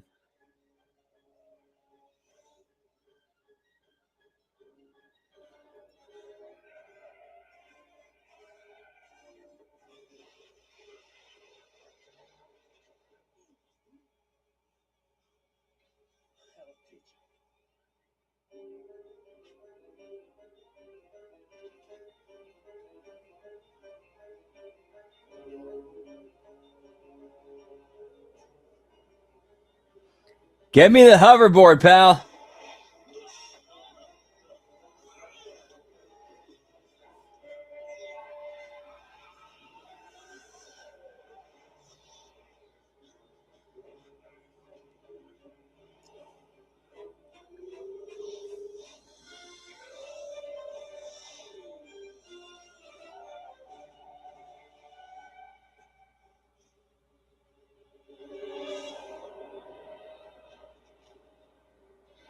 Mario got the almanac, pal. Yeet yeet. And it's caught between a rock and a hard place.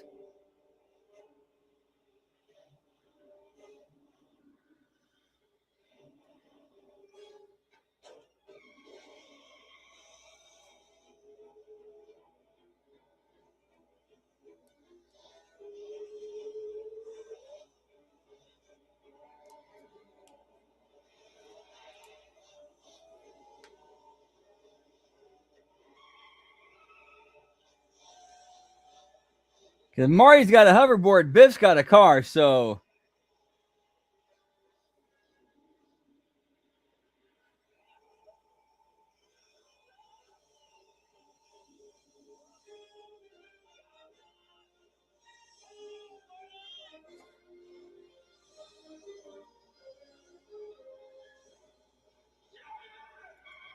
Yeah, that I agree with you, Gross. That is kind of a major plot hole. It's like, wait a minute.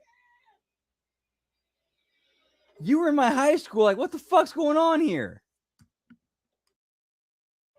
Like, I saw you in my high school.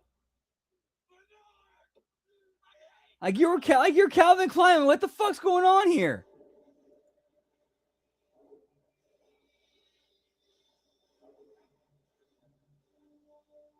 New around too. Yeet yeet.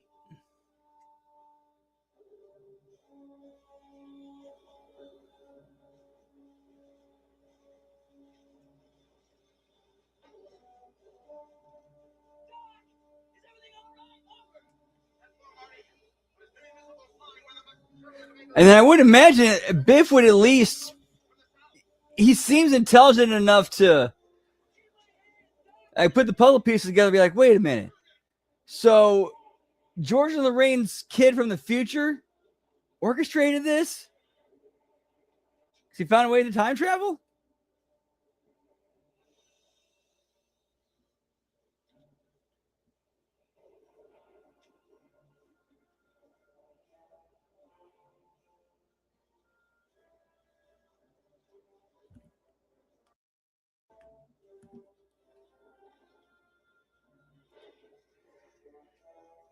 Yeah, I know.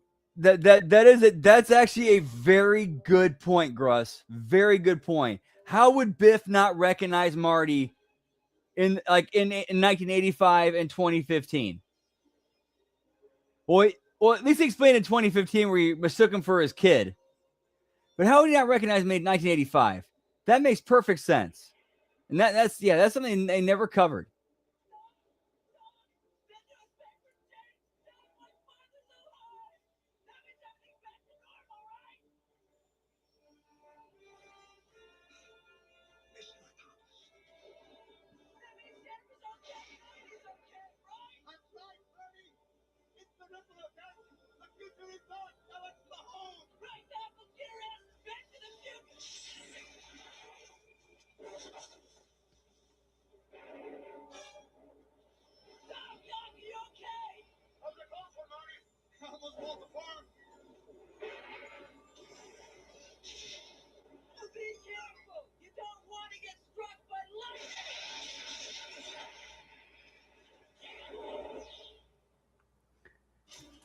Well, Doc got struck by lightning. And we also have, if the DeLorean gets struck by lightning, it basically gives it the power it needs to travel through time. Whoop, and that's just what happened.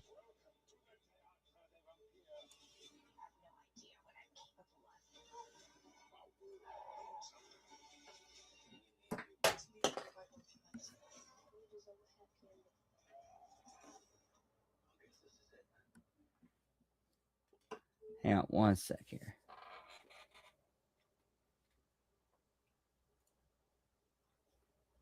Oh, dude, so do I. Me too. Whoop, whoop.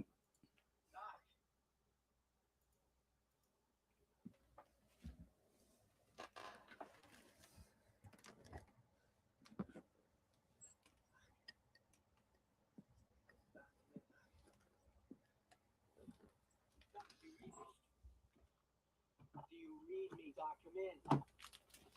Doc.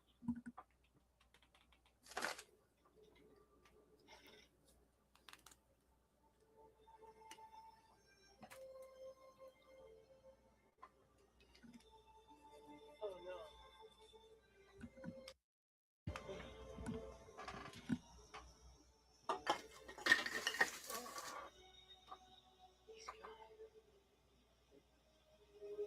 Doc's gone.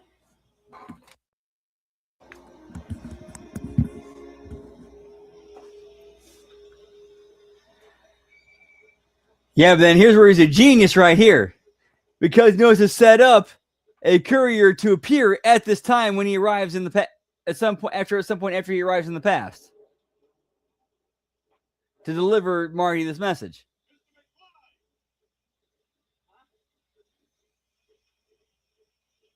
Is your name Marty McFly?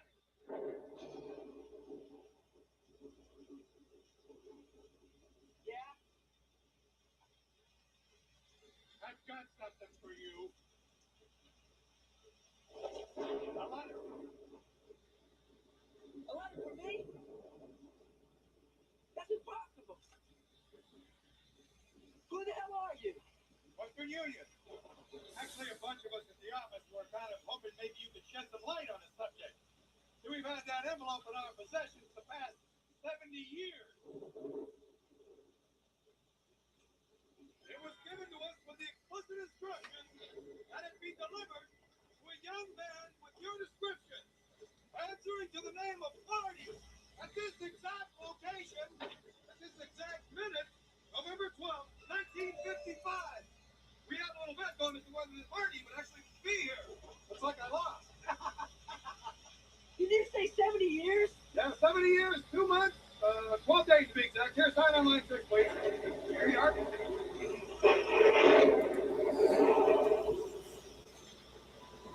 You see Sky Hall there. Whoop, whoop. It's from the top! Dear Marty, if my calculations are correct, you will receive this letter immediately after you saw the Bavarian struck by lightning.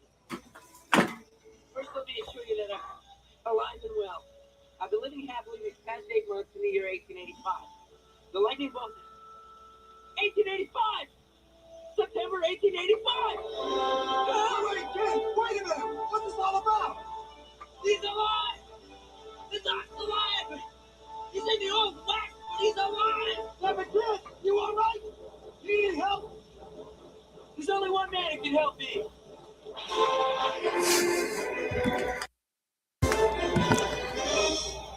Hey, yeah, there's still the 1955 doc around. That's around that can help. Whoop, whoop.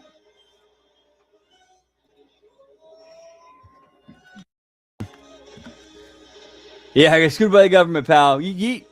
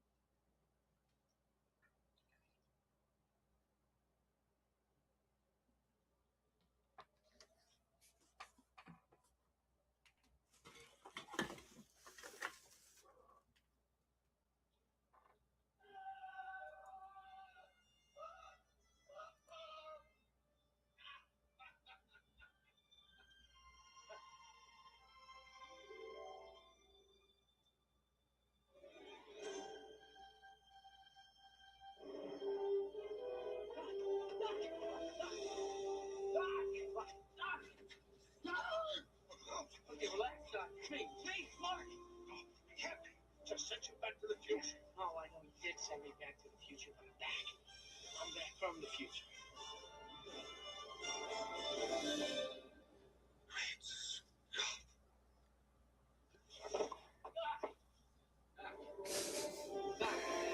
Yeah, so basically, so Doc's like, okay, he's like, okay, mission successful, yes.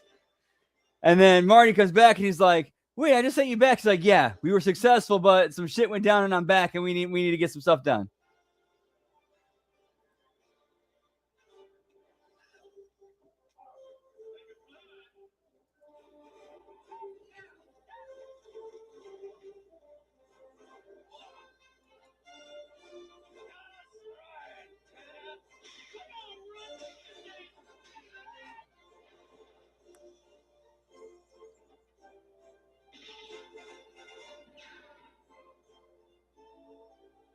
Get me Mary Steenburgen, pal.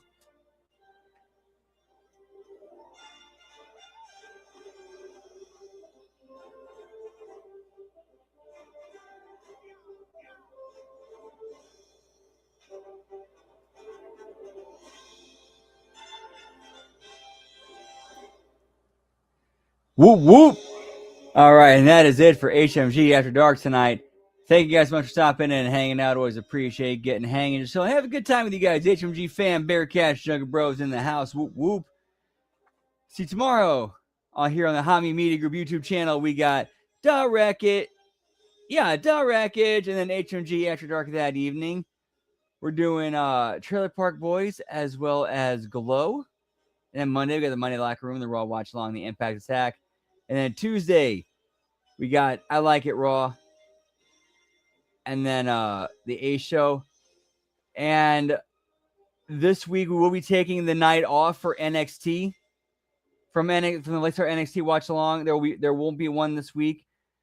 That's kind of because of a family emergency. That's kind of the only time we get to be able to have our Christmas. So yeah, we're kind of having our Christmas pretty late, family Christmas pretty late that night. So yeah, no NXT Watch Along that night. I apologize, guys. And then that evening we'll have the Wednesday Locker Room, and then Wednesday we got the Next Level Wrestling Review, the AEW Dynamite Watch Along, and Bell Count. And then Thursday we got the Friday Locker Room, and then the TNA Impact Watch Along, followed up with the JCW Replay Watch Along. And then Friday, we got the SmackDown Watch Along and Bell Count. And then either Friday night or Saturday afternoon, we got the Smack Attack. So yeah, but that is it for us tonight, guys. We will keep the party going for a shorty stream over on Twitch if you guys want to hang. Twitch.tv/LG Brandon Whoop. And I do say shorty stream because I'm really tired and exhausted. But we will keep going and have a little bit more fun there. Hope we see you there. If not, hope you catch you on some of the other shows. Until then, have a great rest of your night. Hope we have a great rest of your weekend and a great week. Much love. Whoop, whoop. Yeah, pal.